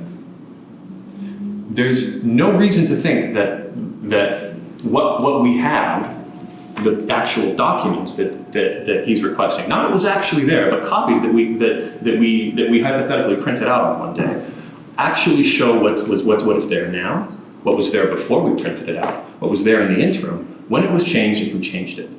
This is why we have discovery. They're not alleging the statements were changed. So that we can subpoena non-parties and get access records, get change records. This is why we do this. This is exactly why we do. Your Honor, they're not alleging that the statements were changed. They're alleging that statements were posted that said this. They have to have a copy of it in order to make that Why claim. would we have to So have you're a guessing. You're guessing that there might be a statement that talks about your client, but you don't really know. You're just guessing. Not at all. Fishing, A member discovery. Anybody could have logged onto the internet and seen that this is what the post says. And then a week later, somebody goes and prints it out. Is it the same thing? A week has passed. The internet can change like this. There's no reason why what Mr. Grosswald has produced. But the only person, first of all, dismissed, these are websites that require. How do you think your client is entitled to greater protection somehow than other religions? I wouldn't say greater protection. It's not as if there's some different standard under the Constitution. I think it's important that the court is sensitive to the fact that it is a new and burgeoning religion and an unpopular one. And so those sorts of things those sorts of issues can come into play when trying to determine why, for example, somebody wouldn't want to tell somebody right away that they're a member of this religion, but might want to get to know them first. Or no one doesn't want to tell their mother because they believe their mother just wants them to go to church on Sunday like a good Christian. We can't ignore,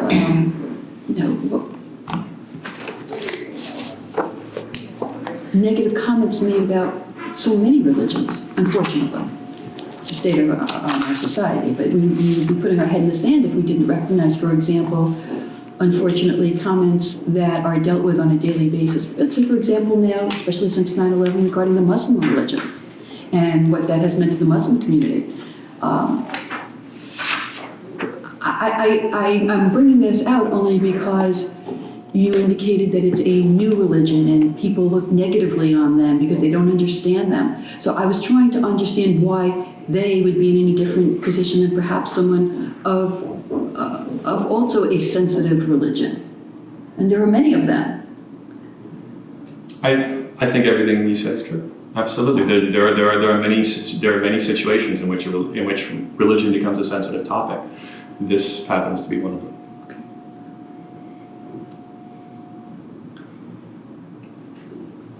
Okay. Can I make another point? The plaintiff has the burden to plead the statute of limitations.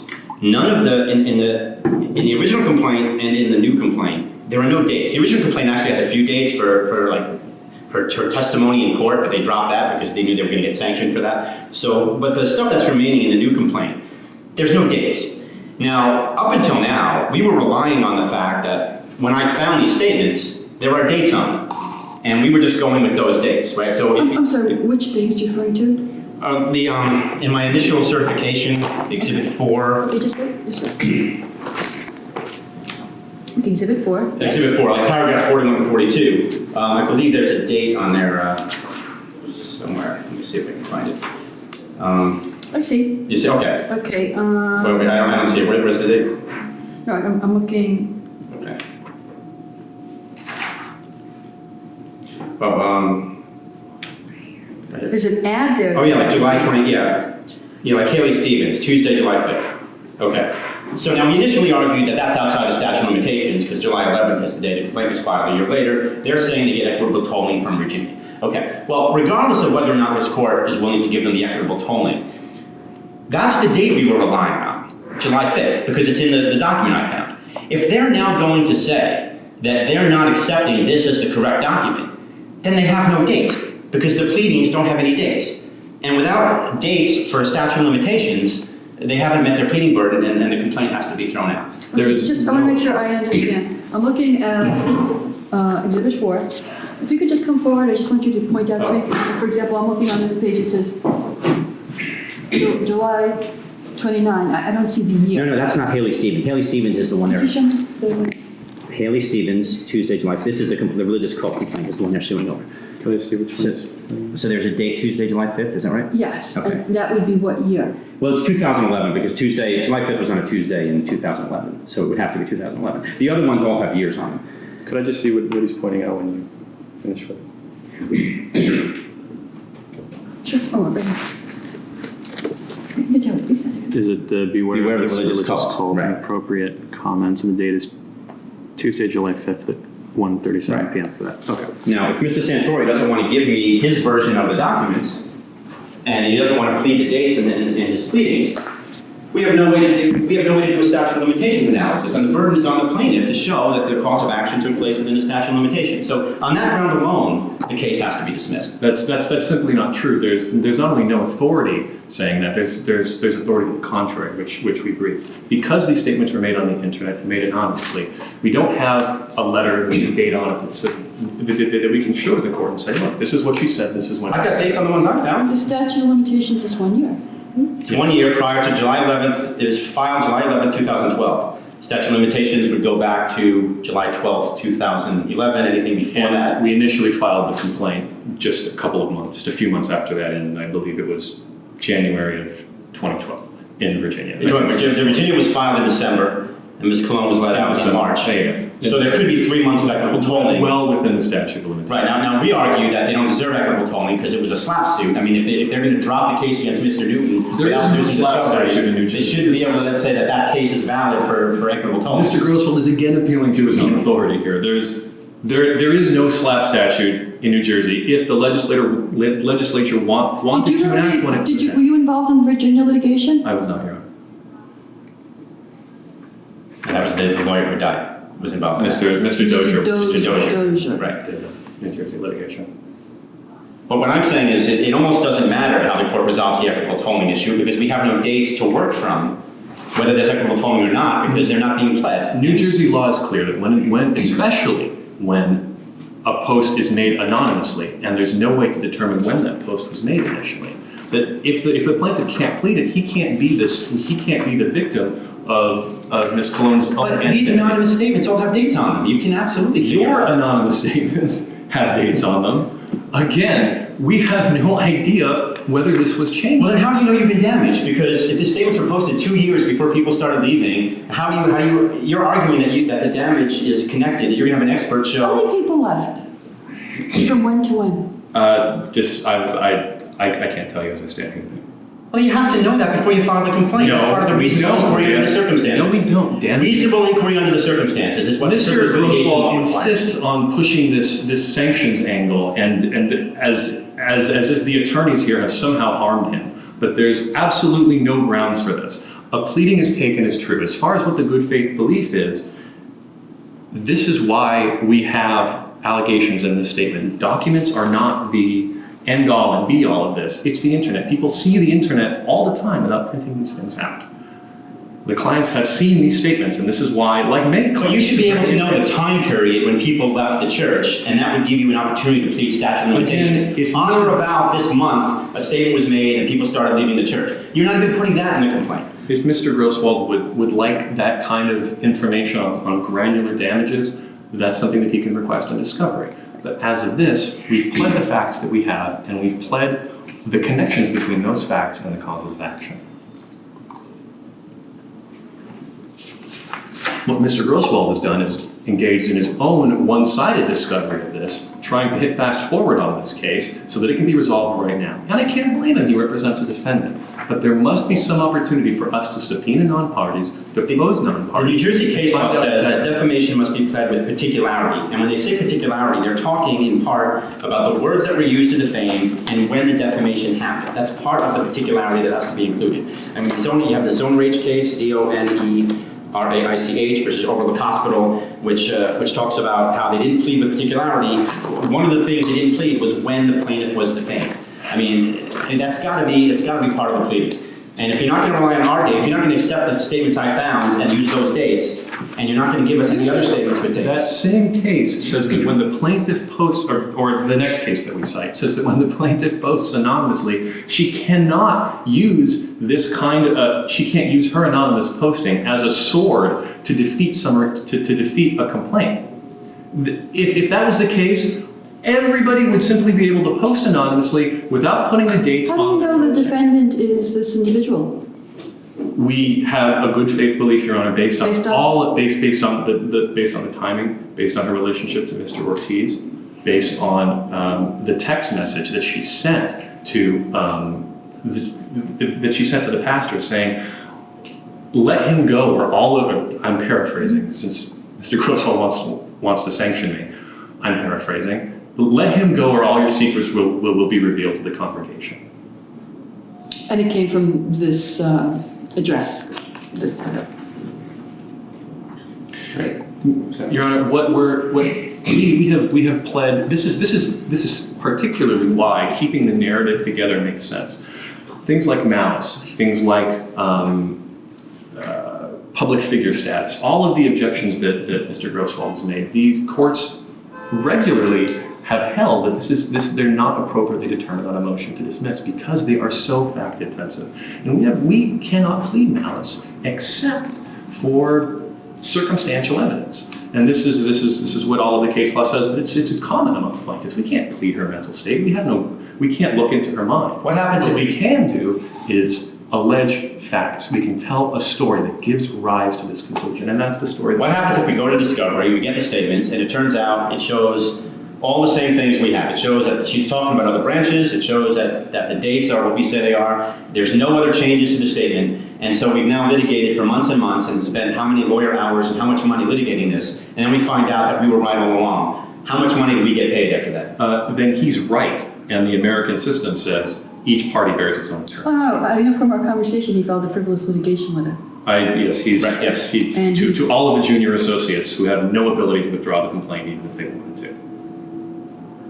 No, I think no, a junior associate has an ethical responsibility to. No, it's just, basically, my understanding is you put your client, World Mission Society, Church of God, on notice. Right. That if they do not have the basis upon which to prove their case, they are responsible for your legal fees, Right. reasonable legal fees, from the date you wrote that letter. I believe they have From the 20 date days. from the date I wrote the letter, or from the date they filed the frivolous pleading that I'm complaining about in the letter? That depends upon, the rule and statute indicate from the date of the letter, but I believe they have 20 or 30 days from which to withdraw. Yesterday was the 28th day, and we're still here, so they did not withdraw. Oh. The letter was written 29 days ago. Can we go off the record a second? I want to go off the record. I want the record to reflect that I went off the record to express with counsel my overall sense and concern of where this litigation is and where it would be going, and how discovery issues from where I'm sitting are going to be significant. It's apparent from what transpired in Virginia and from the submission given to me by plaintiff's counsel regarding a protective order, that the items that would be necessary for a defendant to prove the truth of their statement or for plaintiff to prove their case are sensitive documents that perhaps this church, given its present posture in the community, would not want to make public and have part of litigation. So right now what we're doing is we're looking at what is actually being considered defamatory on Mr. Newton's website. And we're being focused to the complaint, correct? Correct, Your Honor. So we can begin at paragraph, as far as, we'll take each cause of action. Which paragraph, please? Right, so we'll take each cause of action separately. Beginning Oh, with paragraph. sorry, 38. Does anyone need a break? We've been going a while. Maybe- Anyone need a break? maybe I mean, We're ready to go, but Do you need a break? if the court wants a break, certainly we No. can have a break. we can continue. I mean, Okay. it really depends on how much more discussion the court would like. Okay, let's I'm clarify. only going to have to take a break at 12 because I have a telephone conference, but Yeah, fine. are we focusing on the examining website right now, Mr. Newton's website only? I'm I think trying to we're- determine, because just so the record understands, my question, I guess, being practical, is what is trying to be achieved by this lawsuit and where is it going? And the response was to have certain comments, not the website taken down of Mr. Newton's, but certain statements taken down. Okay, and I want to discuss those. Right, so There were we 8 begin on statements. Well, there were 8 statements in the 5-part story that are being challenged right now. So we can begin on paragraph 83, where we list, which is something the original complaint should have done. This lists all of the statements that were holding Mr. Newton. But that just lists categories of statements. No, The actual statements- no, it doesn't. If I could just finish, I feel like I can probably explain this adequately without. So, beginning with the PVSA articles, that's a defined term for the Presidential Volunteer Service Corps. So we can, if you'd like to take them one by one, we can. I'm looking at Start the proposed First Amendment complaint, Yes. paragraph, 83. okay. So the reason I'm giving you paragraph 83 is because it collects all the statements we're seeking to hold Mr. Newton liable for. And then we can go to the factual development for each of those statements and see what they were as alleged. So the first one is the PVSA articles. I actually have a printout of that. Well, we gave Again, you you're the on. exhibit. Do you have the exhibit or do you have your own printout? Your exhibit. Right, that's the exhibit, is it 5? Again, Your Honor, I know it's tempting to look at those and take those as the facts alleged, but they're not the facts alleged. No, but it gives me an idea of what you're talking about. I'm not sure that it does. In fact, there's been no showing that it does. If this is going to be an evidentiary hearing. This is dishonest. And Mr. Santori has no basis for believing that the statement that I presented is not the one he had in his possession when he wrote the complaint. What I understand is this President's Volunteer Service Award requirements. What is being suggested is, I think an entity gives a certain amount of time and effort, and if they do by a certain number of hours, they have this recognition. And the focus of what I can glean is that the church is maintaining that they did these hours of service, that they did receive this award, and what's being suggested is that it was self-awarded and they didn't do those hours of work. And there's even more than that. There's something that is strictly factual that Ms. Colón claims that she contacted a representative at the PVSA office. And the PVSA office told her that these were the rules, and so the church must have been in violation of the rules. We alleged she didn't do that. In fact, she couldn't have, because those are not the rules. But they are. They say they are the rules. And nobody from... He says that they allege that the rules that you allege are the same rules that we allege. We're talking about the issue having to do with the award, okay? Right. All right. Tell me what you think the rule is. I want Mr. Santori to say on the record what he thinks the rule is with respect to who gets this award. Tell me the rule. Okay. Do you have a question for me, Your Honor? I will gladly. Well, I'm trying to focus on what items need addressing, and then perhaps we can mold something that is agreeable to all parties. I think that if we're going to go about that, I think the parties fairly well understand what, without having to sort of bilaterally litigate, the parties understand what statements are at issue. If we're looking towards some resolution, then that's something we're absolutely willing to discuss. Well, I'm trying to figure out what that is, just so. I think where you're going is, if they can point out that something's defamatory, would Mr. Newton agree to take down that one sentence, and maybe we can chip it off the case and make the case easier to manage? Thank you. Yeah, I think, yeah, that's, then we're on the same page. And I would be happy to do that with Mr. Newton, if he's going to appear in the case, or if he doesn't want to appear, we can do it off the record. But as far as having settled discussions on the record, it's really not. No, from what I'm gathering is we have this website of Mr. Newton's, and there are specific items, not the whole website, but there are specific statements of alleged defamatory content. And if we could come to an agreement, or if the parties could come to an agreement as to those statements, we may be able to resolve the differences. And the only problem there is, I don't want to speak for Mr. Newton, because as soon as I speak for him, he's now making an appearance, and I don't want to create jurisdiction. I'm happy to waive at least that argument. If Mr. Grosswald is telling us that he can, at least in some capacity, represent Mr. Newton in the context of this discussion of the resolution of the case, we won't go after him for personal jurisdiction on the basis of him having made these comments on the record. Okay. In that case, Although we should probably discuss this off the record if we're really going to discuss a resolution as to a party. no, because it's not going to get resolved, and I can explain why it won't get resolved. Okay. Why do you think Okay. that? All right. So Mr. Newton is absolutely willing to pull down any statement that if it can be shown to him that it's defamatory or false, he's absolutely willing to cooperate. He takes pride in the fact that he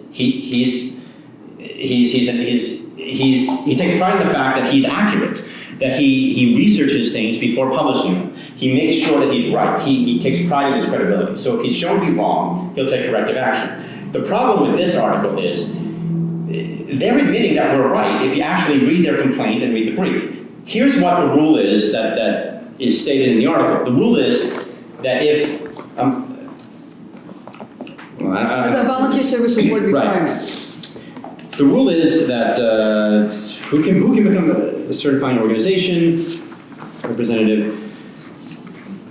Okay. And According to it is here's the true thing. that they are their own certifying organization. We Right. all know that's true. They're saying that it's okay that they're their own certifying organization. But if you read, or you know what, I need to read what it says in the complaint, because the complaint is where they actually say what the rule is. Let me, Paragraph 50. 50? Yeah, paragraph 49 starts the discussion of the PBSA article. We say the article states, according to the representative of the Presidential Volunteer Service Award Office, the WMSCOG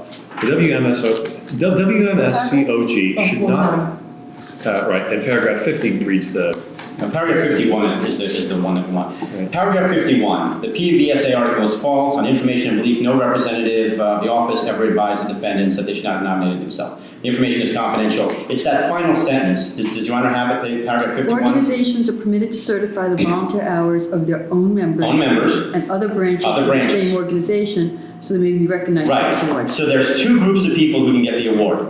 Your individual volunteers and other branches, but not the corporate entity that's doing the certifying. Because otherwise, you're certifying yourself and there's an integrity problem, right? If I have an organization and the organization simply declares, yeah, we did the hours, we're gonna give ourselves the award, there's no integrity. But if another individual has to do the work and you're supervising them or certifying them, now you've got separation. The person getting the award and the person doing the certifying are two different people. So that's the way it's set up, that you can certify an individual in your group or you can certify another branch. But they gave it to themselves, their own corporate entity. So the article says they shouldn't have done it. And they're agreeing with that's what the rule is. Mr. Grosswald. But they're trying to act like it's defamatory. He's adding a lot of language to this article that was not in the article. He's adding lots of explanation, clarifies facts that are false, such as according that Ms. Colón called a representative of the of the PBSA office, and then that representative told her that it should not have nominated their Ridgewood, New Jersey location. But if you're telling me that the rule is that you're not supposed to nominate yourself, how can you say it's wrong? I admire Mr. Grosswald's You're passion, saying but what I didn't very much like happen? to. You're saying that Ms. Colón didn't I'm saying happen? it didn't happen. In fact, it couldn't have. Not only did it not happen, it couldn't have How do you happened. know that? Because it couldn't have happened. Because she alleges that the representative said that the WMSCOG should not have nominated their Ridgewood, New Jersey location. She's saying that the representative said that. But you're saying that too. No, You're saying in paragraph no, 51 we're that not. they can't award No, their we own are location. not. We said that's what she is saying the representative said. And Paragraph we're saying 51 that's what she says- said in the article. That's what's false. Paragraph 51 says they can award it to their own members and other branches, not to your own location. So how can you, if that's the rule that you're saying in paragraph 51, how is this I don't statement know wrong? if we can continue this, if Mr. Grosswald continues to shout over what I'm Yes. saying. Okay. I have, like, I mean, there's a record here, and I just like to preserve it, that's Go all. So yeah. Ms. Colón says a few things. It's a few facts, she makes a few factual statements. She says, one, that she contacted a representative of the PBSA office. That's irrelevant if what the contact resulted in the same rule that you're already saying. It is not irrelevant, it is a factual representation. The second factual representation is that that representative told her that the church should not have nominated their Ridgewood, New Jersey location for the award, since the certifying organization would in essence be awarding themselves. She says that is what that person told her. And that's what you're saying in paragraph 51. And in paragraph 51, we say that that person could not have told her that, because that would not lead to the conclusion that they should not have nominated their Ridgewood, New Jersey location. It would lead to the opposite conclusion, that it's perfectly okay for them to nominate the New Jersey. But no, you're saying they can only give it to their volunteers and the other branches. You're not saying that you I don't know why you're telling me what I'm saying when I'm simply But I'm saying. reading paragraph 51. You're not saying in paragraph 51 that you're allowed to certify yourself. You're only allowed to certify volunteers or other branches. And the comment is about the certification of the corporate entity. I don't even understand what Mr. Gross. The Ridgewood Corporation certified the Ridgewood Corporation for an award. The rule says the Ridgewood Corporation can certify a volunteer or another branch. but the Ridgewood Corporation can't certify the Ridgewood Corporation because otherwise they're just giving themselves an award and there's no integrity to that. The point is, this person did not say this. They would not. Why wouldn't they say it? It's the same rule that you have in No, California. you it's want- not. so She wait a would not say that they should not have nominated their Ridgewood, New Okay, Jersey so if you location. look, so in this, so on the website, there's the comment about what this individual said, the the representative of the Presidential Volunteer Service Award. You want that one statement deleted, what the representative of the Presidential Volunteer Service Award said. If whatever we end up with simply says they shouldn't have nominated themselves or something like that and doesn't give any factual false You're support, fine with that. and we're okay with it. So the because it's only not- thing they want deleted. Again, this is in the context of, I have to say, a settlement and Right, resolving I this understand. matter. What This they isn't our want position on the deleted matter. isn't the conclusion that they shouldn't have awarded it to themselves. What they want deleted is that there was a conversation with a representative of the Presidential Volunteer Service Award who said that. Because that gives it heft, it gives it factual heft, that's why it's actionable. Well, I listened to the conversation, so you lose. And you're gonna get sanctioned if you pursue it. But the same conclusion can be written. In other words, the conclusion that they. But the phone call happened. Your Honor, I can prove it happened. Can we just stop talking about sanctioning the lawyers here? Yeah, we're gonna. This is just like, Okay, But I'm not sanctioning the anyone. phone call happened. Okay, phone call So- happened. So you're asking him to take off the phone call. And then so he takes down the phone call, and then now there's a lawsuit saying, then the lawsuit is, well, you said this and you didn't disclose the facts. But how many times are they maybe complaining? Mr. Grosswald is right. How many times are they complaining about undisclosed facts not being disclosed? Well, it just so happens these facts are false. Mr. Grosswald may be right. If he's a witness to this conversation, then he should be a witness to this conversation. He should get up on the stand and make that representation, in which case he can't be Ms. Colón's lawyer. No, I didn't listen to it live. You're saying that this isn't true, but you have no basis upon which to say that's not true. Again, in the context of settlement discussion, from what I understand is that representatives of the church called this office, the PBSA office, and asked them about this. And they said, absolutely not, we would never tell anybody about this. They then asked around the office, did you ever speak about this? Did you talk about this to anyone? I said, no, of course not. This is the conversation that I had with my clients. It's privileged, but in this case, I think it's certainly worth mentioning. What's the next thing that they would want to have them taken down? Can I just point out something? The same article talks about how the award was given to the leaders of the church who are not U.S. citizens, and that violates the rule. And they're not suing over that. And that's a lot more damaging to their reputation. Because basically what's happening is you've got these foreign nationals going around the country, going around the world, using the President of the United States, giving them an award as propaganda to say, look how great we are. We're not a cult. The President of the United States gave us this cannot award. allow Mr. Grosswald to pontificate and further his own individual agenda on the record. He wants to talk about how everyone's a cult so we can then go and we No, can what I'm speak saying is about that's an it. indication of a frivolous lawsuit, that you would completely Then ignore. we're choosing our causes of action carefully. This is gone with the oral argument. When an entity I don't is even know suing, what this- how many people do you think read this thing about the phone call and said, I'm going to stop donating to the church, compared with the non-citizens getting an award and the propaganda, and that's so much more offensive. And the fact that would subject the leaders of the church to discovery. So you're picking on a statement that would protect the leaders of the church from having to go to discovery about how they got the award, and you're picking on this little minor thing about a phone call. If Your Honor would like to have an oral argument about the facts and the law, then we're happy to do it. But if we want to talk about how nasty my client is, then we should probably not do it in this context. It's just not relevant. Okay. I was just really trying to get a sense of the items. I think you were. We wanted to talk about. Yeah, I just want to. I'm happy to do it. I just want to hear like a list of the items. Okay, it's that statement on that, and what else? Okay, so there's the PBSA article. If we go back to So 83, it'll tell us what the next one is, and that. Okay, what paragraph was that? And paragraph 83. Right. Right. Having to do with the phone call to the presidential. Okay. Right, and so the next one is the examining. Oh, I skipped that. That came first. So the examining articles, and that's the examining series of articles.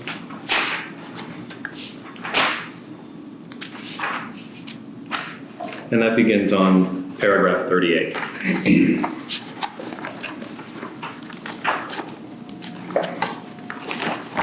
And I think we actually do go paragraph by paragraph for each statement. Sometimes we talk about several that are relevant together, but here I think we go sentence by sentence.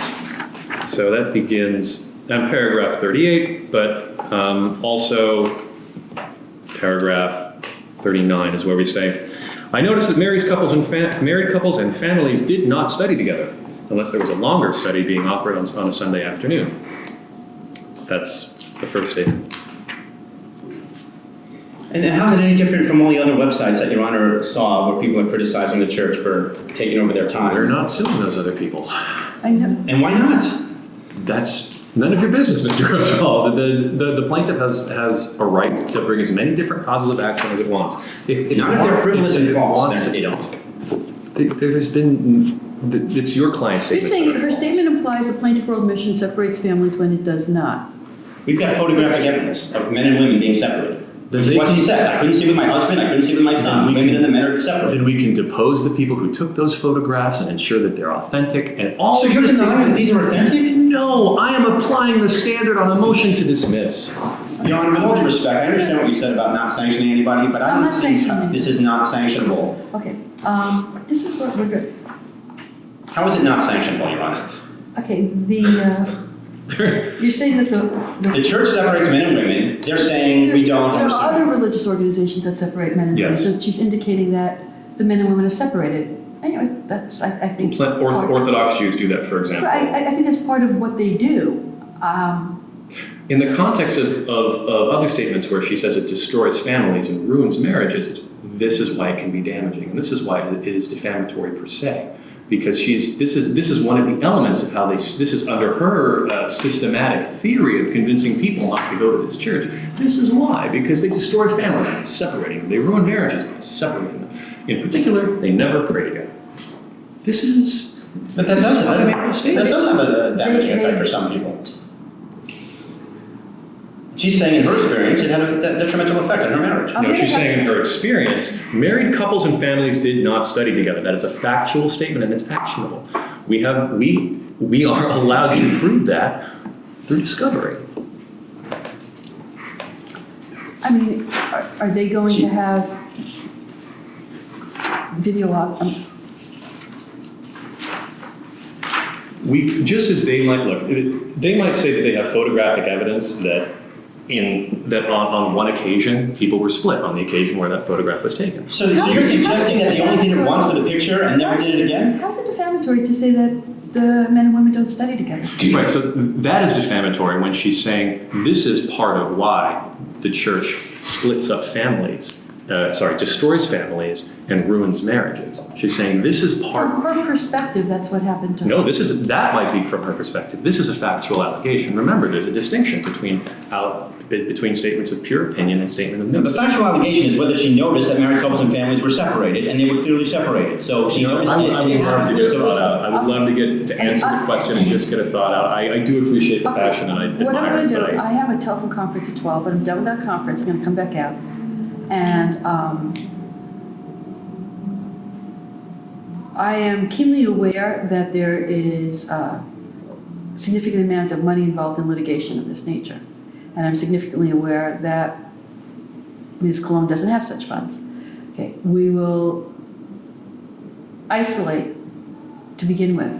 Well, first we have to serve the amended complaint. We're going to isolate and streamline the discovery so that it is not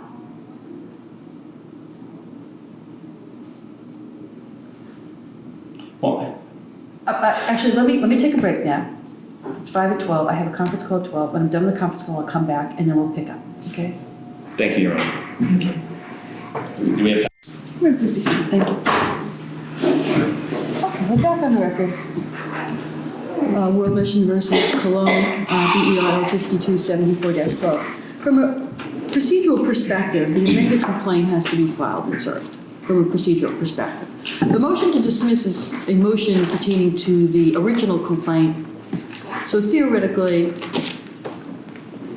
isn't going to be decided by the court today by any means, because the motion to dismiss will have to be the motion to dismiss as to the amended complaint, which hasn't yet been filed. I think it's important to say on the record that these papers and these motions have been in my chambers for a number of months, and because of issues of counsel substitution, Hurricane Sandy, and a myriad of other issues, all of these applications have come to fruition on today's date. I have significant pause with regard to claims made that what's on the internet for the defense point of view isn't accurate according to the plaintiff, but yet when they look at things on the internet, this is what the internet says, because the basis of their complaint is things that were posted on the internet. I also have concern over the fact that it's clear that there are multiple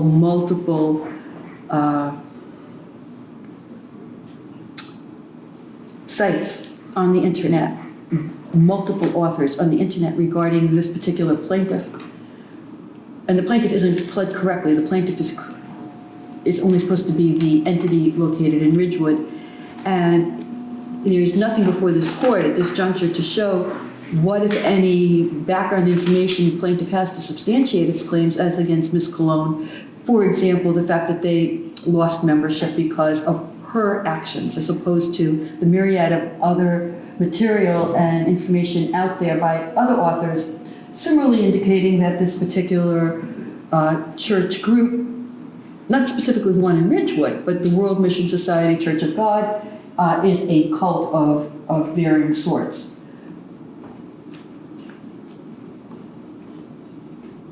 I don't understand why plaintiff's counsel has not provided to the defendant information upon which it bases its factual allegations, correct? That's right. We made a 5-day demand for statements referenced in the complaint, and they're not giving them to us. He made a demand for documents.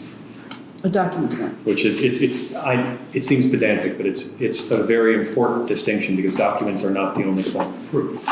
Especially. It's not up to you to decide that what I asked for isn't what you want to give me. If I ask for it, you have to give it to me. It doesn't matter that you don't. Just got back, and I feel like this is starting us off on a bad foot. I would really like you just to finish what I'm saying, and then Okay. I promise I'll stop talking. Mr. Grosswald can speak. Documents are not the only form of evidence. There's also personal experience and testimony.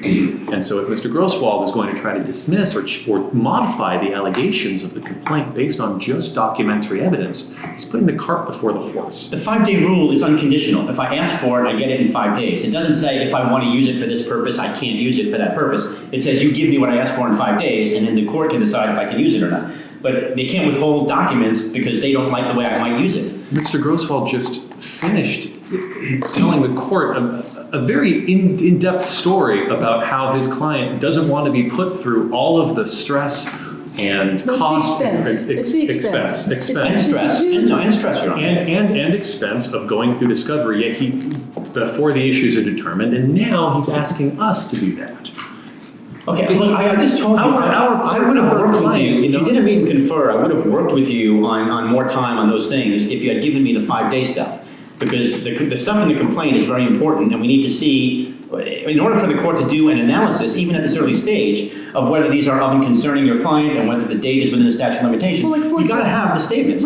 For example, I think that's the issue having to do with the tax return of Illinois and California. Right, I mean, obviously that's going to be dismissed. That's not your client.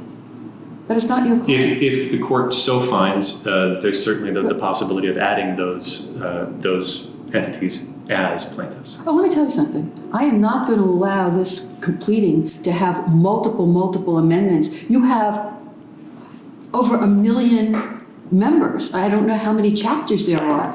I mean, this is an internet world, and these allegations are about the World Mission Society Church of God, which is worldwide. Okay, and a number of defendants is my biggest concern, because I realize you have a right to come to court, but you have to have a reasonable basis to believe that what you're alleging as against your client in Ridgewood, you can prove as against Ms. Colón. And so far, there's nothing before me, nothing in all of this paperwork to suggest that you can prove that. Your Honor, this is again, you're talking about proof, and we're respectfully, we're putting the cart before the horse. It's not within the court's discretion to demand that a plaintiff prove its case prior to even there being an There answer. has to be a reasonable inquiry under the circumstances. No, I understand that. But for example, I indicated, how many people have left because of Ms. Colón, and you have no idea. So you haven't done a reasonable inquiry under the circumstances. It's not that we don't have any idea. It's that I'm not prepared to give a number. This is not what we're here. This isn't what we're here today to do. But you also indicated you're not willing to give the names of the individuals who have left the church. We're not prepared to give a number today, but we could certainly give abundant mathematical and statistical proof of this, and we're willing to do that.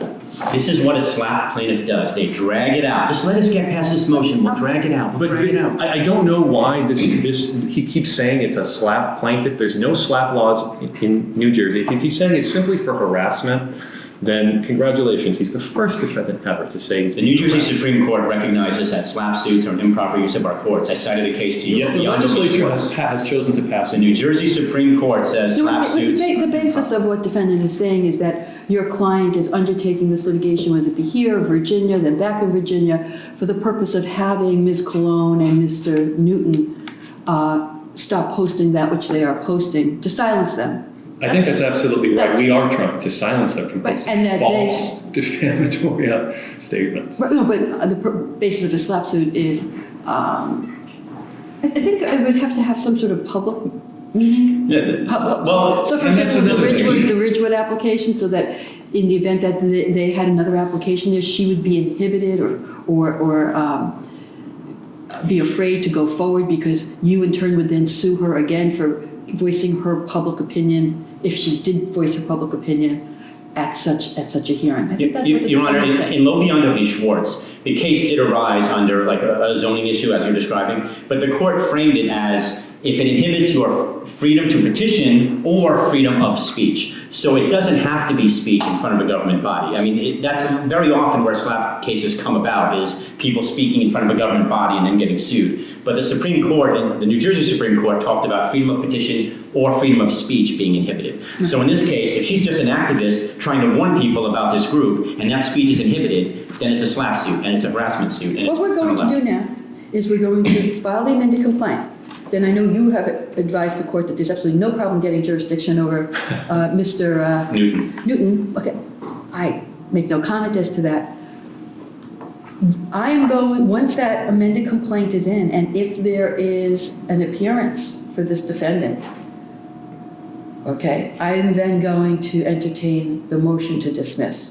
And having had this approximately 2-hour preliminary oral argument has armed the court with more information, and the court must go through each allegation in the complaint and the various causes of action on a one-by-one basis in its determination and decision. So that is what I'm going to do. Only thing I'm doing today is allowing the amendment of the complaint.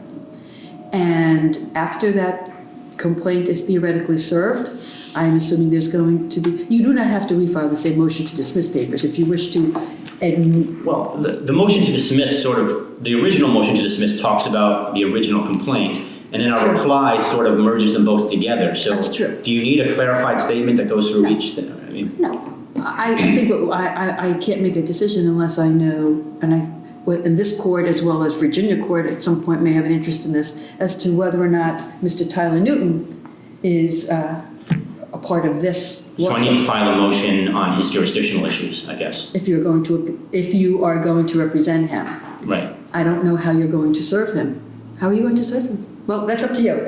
You will serve him according to how you believe you should serve him, and then we will take it from that. But I am, as to the motion to dismiss, I am denying it without prejudice. Okay. And as to the motion to amend, I am granting. I am not going to entertain the issue with regard to the document request, but I am telling counsel now, so you can advise your client, I am going to allow full and complete discovery of everything that is reasonable in this case, including the names of their parishioners who they claim left because directly of Ms. Colón's defamatory activity, as well as all of the information that's relevant to the defense of the defamatory claims. And they should be prepared for that. They are not insulated because they are a religious organization. So to clarify for the record, this is a final determination that the church will be compelled to give up the names of its members and its ex-members. The present members? Its present members. My and former understanding is members. the question is, The they want damages to to former know members. the names of the individuals who have left because of Ms. Colón. I see. So if Not the present members. But that's No. no damage from the That- present. That's not Okay, relevant. so there'll be no record. So what the court is, sorry, it's at this stage it's somewhat important, especially given the concerns that Your Honor put forth earlier. The court is not obligated to give up names of its current members, No. but it is right. So, but it is obligated to give up the names at some point in discovery. It is obligated to give up the names of those members who allegedly left the church because of Ms. Colón's Defamation, or actions. actions. And just to clarify though, but we are entitled to current members to the extent that they have information that proves the truth of this. I mean, if there's an issue of what the church is doing and the church is denying doing it, and there are current members who are there supposedly witnessing it. We'll cross that bridge another day. Okay. The only issue that I had great concern with is The former. the whole basis of this in terms of defamation is the damage to this Ridgewood parish and, is it called a parish? It's just the Church. branch of It's the church. Yeah. Ridgewood branch of the church. At the outset, the court had asked, in terms of getting a sense of where this case is going, this is a significant piece of litigation. I mean, who are they claiming left and who are they claiming has not joined? And if they can't, because they don't know, that's information, that's an answer. Well, is it an answer that stops the case from going forward, or is No, it an I'm answer? saying it's an answer. Okay. If they say, we can't tell you who left because of Ms. Colón's defamatory statements, that's an answer too. Either they know or they don't know. That's part of their proofs. And that will be addressed at the proof stage during whenever Right. we get to that.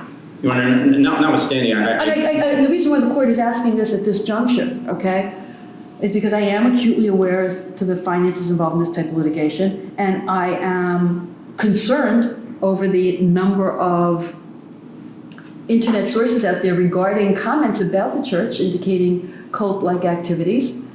The court is not saying it is or is not, and that's not of any moment or concern. But the fact that these comments are made saying that they are, so how is the plaintiff going to prove their claims as against Ms. Colón as opposed to these other entities? That is what the court is concerned with. So as of today, I am just signing the motion to amend the complaint, and the motion to dismiss is denied without prejudice. Your Honor, but there are certain issues that could be disposed of fairly quickly. I mean, the issue of not pleading the names for trade libel. I mean, I think that's I'm going to obviously hear the motion to dismiss again at a okay. future time. So that would be deferred. Okay. And at that point, I have a lot of homework to do in terms of the law, each allegation, each cause of action, each paragraph. And what about the Rick Ross up and concerning statements that what the tax return is about Illinois? Can we get rid of those at least? I mean, this At the motion to dismiss, At the the motion court to will be dismiss, prepared to do items like that.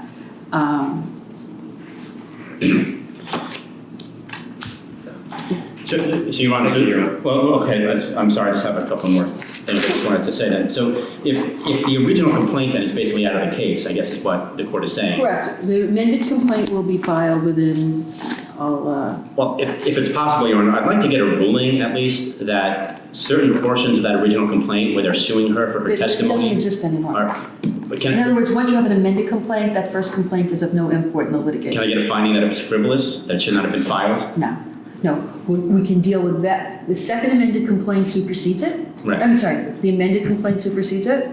So once Newton Tyler is served, or Tyler Newton. Tyler Newton, or you put in. But here's my concern. there were frivolous claims in that original complaint, which were covered by the safe harbor letter. So why But can't... they didn't do that first complaint. Well, Bob, your warning did, and I served her with a safe harbor letter. Okay. Can I sanction her? All issues having to do with frivolous litigation are determined at the end of the litigation. Okay. Okay. Not as we go along? No. Okay. So if ultimately there is a final adjudication and the case is dismissed, at that juncture, you file your application pursuant to your frivolous litigation statute rule for legal fees. Okay, so Once there's a final adjudication of the underlying action. so now what is the standing of Ms. Warnick? You're saying that they're not responsible for what Ms. Warnick did. Ms. Warnick saying she's not responsible. Not necessarily, but it's up to the discretion of the court Okay. to determine what is and is not reasonable attorney's fees. And which attorney has to pay for it, because they're going to say it was her fault, and she's going to say they superseded me, it's their fault. Or whether the attorneys would be liable at all. This is all a whole body of law. Generally speaking, I mean, there's a statute and a rule. One pertains to counsel, one pertains to the client. But we have substituted counsel where the initial But counsel... the client's the same. The client's the same, so the client would be liable either way. The client's going to say advice of counsel, and that counsel was substituted out. So everybody's going to point their finger at somebody else, and I'm going to... I've had other situations like that, and I had to deal with it. Okay, I trust you. Okay, but we don't reach that point, most respectfully, until there's a final adjudication on the merits and there's a judgment. I mean, by verdict or bench trial. I mean, if there's a settlement or resolution, there is no frivolous litigation applicable. If there's a judgment by resolution... Well, there has to be a final adjudication by trial. Oh, right. In order to find frivolous litigation. Wait. Correct. In other words, if a case settles, Well, what if they drop it voluntarily because they don't want to discover it, like in Virginia? it is alive and well. Your frivolous litigation claim is valid. Okay.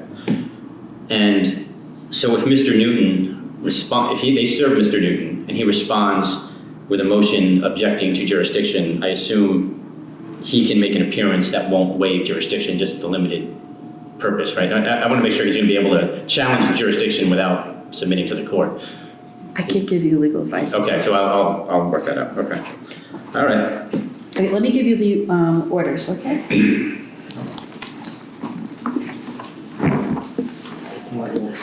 Yeah. The server first. Thank you. Thank you, Your Honor. So is the court going to give a deadline when it has to be served by? Yeah, I'm going to put in 20 days. 20 Okay, days? motion to dismiss.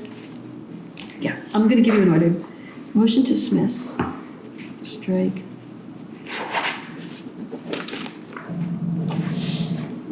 This is denied without prejudice.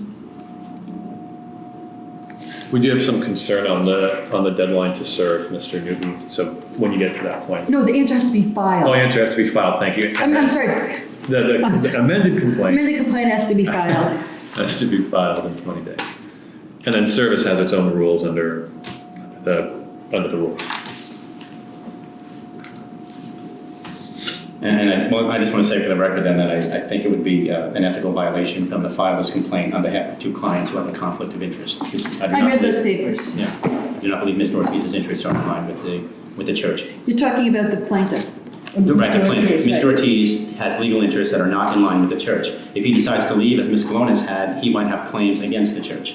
He should not be represented by the same lawyers, and one lawyer filing for two conflicted clients, I think, makes the complaint invalid and creates an ethical violation that taints the proceedings.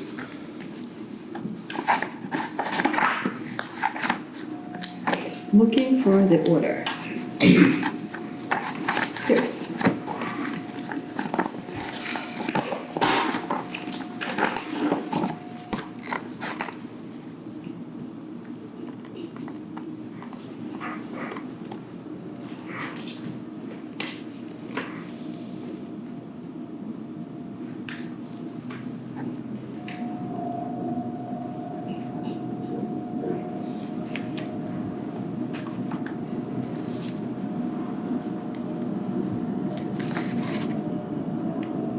Today's date, please? Okay, can I just say one more thing for the record? I mean, he's talking about adding other plaintiffs for the other entities, but after the first complaint, I complained that these were not concerning the plaintiff, and when they did the new complaint, they could have added those new plaintiffs. They By don't not- have, Most respect, I don't understand how they would ever get jurisdiction. For the plaintiffs? Well, the plaintiffs have If jurisdiction. they're in Iowa, Well, if the statements were posted in New Jersey, the defendants... He's saying there's always jurisdiction over the plaintiff. Over the defendant. Because Right. the question is whether The defendant. the defendant would have... The defendant's in New Jersey, so the plaintiffs from out of state can come into New Jersey to sue her in New Jersey. But what I'm saying is, the opportunity to add them has already come and passed in their amended complaint. So now It's they're going not come and passed. There's been no determination on that. There can always be leave given if that's before the court, and that's not before the court today. I don't think that's going to happen. You don't think they're going to add the other things?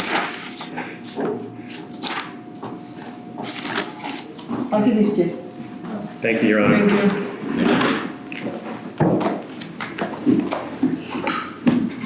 you. Just stand by, I'll get the,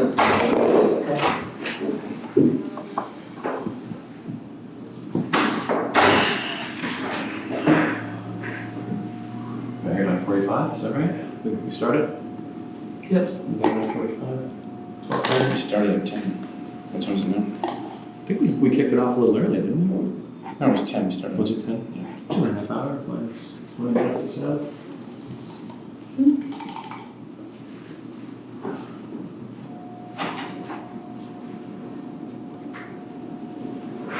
We should have the phone off on everybody, we just need to keep it on.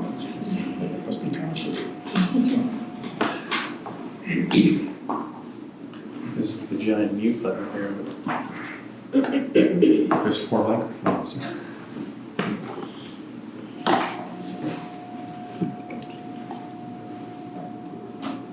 I'm shocked you went 2 hours talking on the water. Truly, I'm impressed. How long did it take you It took me about half an hour to get this far. to get here from Until I needed this. Oh, not long actually. We were surprised. We expected to find traffic. Thank Honestly, the goodness we only didn't. traffic was the city streets once we got through the tunnel. Traffic was of course home run. And we were going against the traffic, so that was good. You shouldn't have any trouble getting back into the city.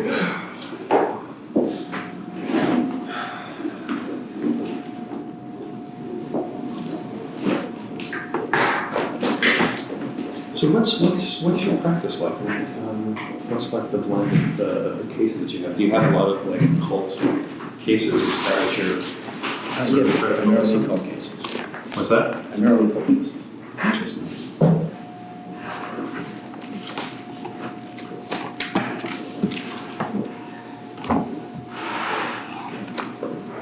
That sounds so good. It must be fascinating.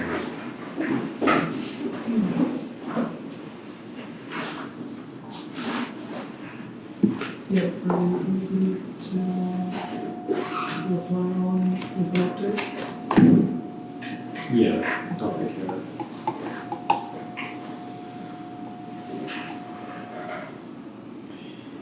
Do you want to identify for me who is in the litigation control group of the church, so I know who I'm allowed to contact and not contact? Yeah, you can't contact anybody but us. Did you? No, I can contact people in the church who are not in the litigation control group. I can contact a church member. Oh, you mean for witnesses? Yeah. Yeah. Can I don't want to contact somebody because I'm like, oh, you're in the church, and I ask you, and it turns out they're working with you. You're not sending hard copies of the documents to the church, right? Because I know they got one. What did the church get? Sometimes early on. And The people that I served? Yeah. No, I didn't serve any to the church. Okay. What are you talking about? What document? I thought that you had, because the church said we got these documents from Paul Grosswald's office, and I thought, we were ready to appear to the action, I don't think he would have done that, plus we're doing everything by email anyway. It could have been something that I sent to Warnick, and maybe they forwarded it to them during the transition, they might have That's forwarded it. possible. So listen, Paul, send me an email with I guess any of these kinds of questions that I can follow up on and Okay. give you a list of things you need. Okay.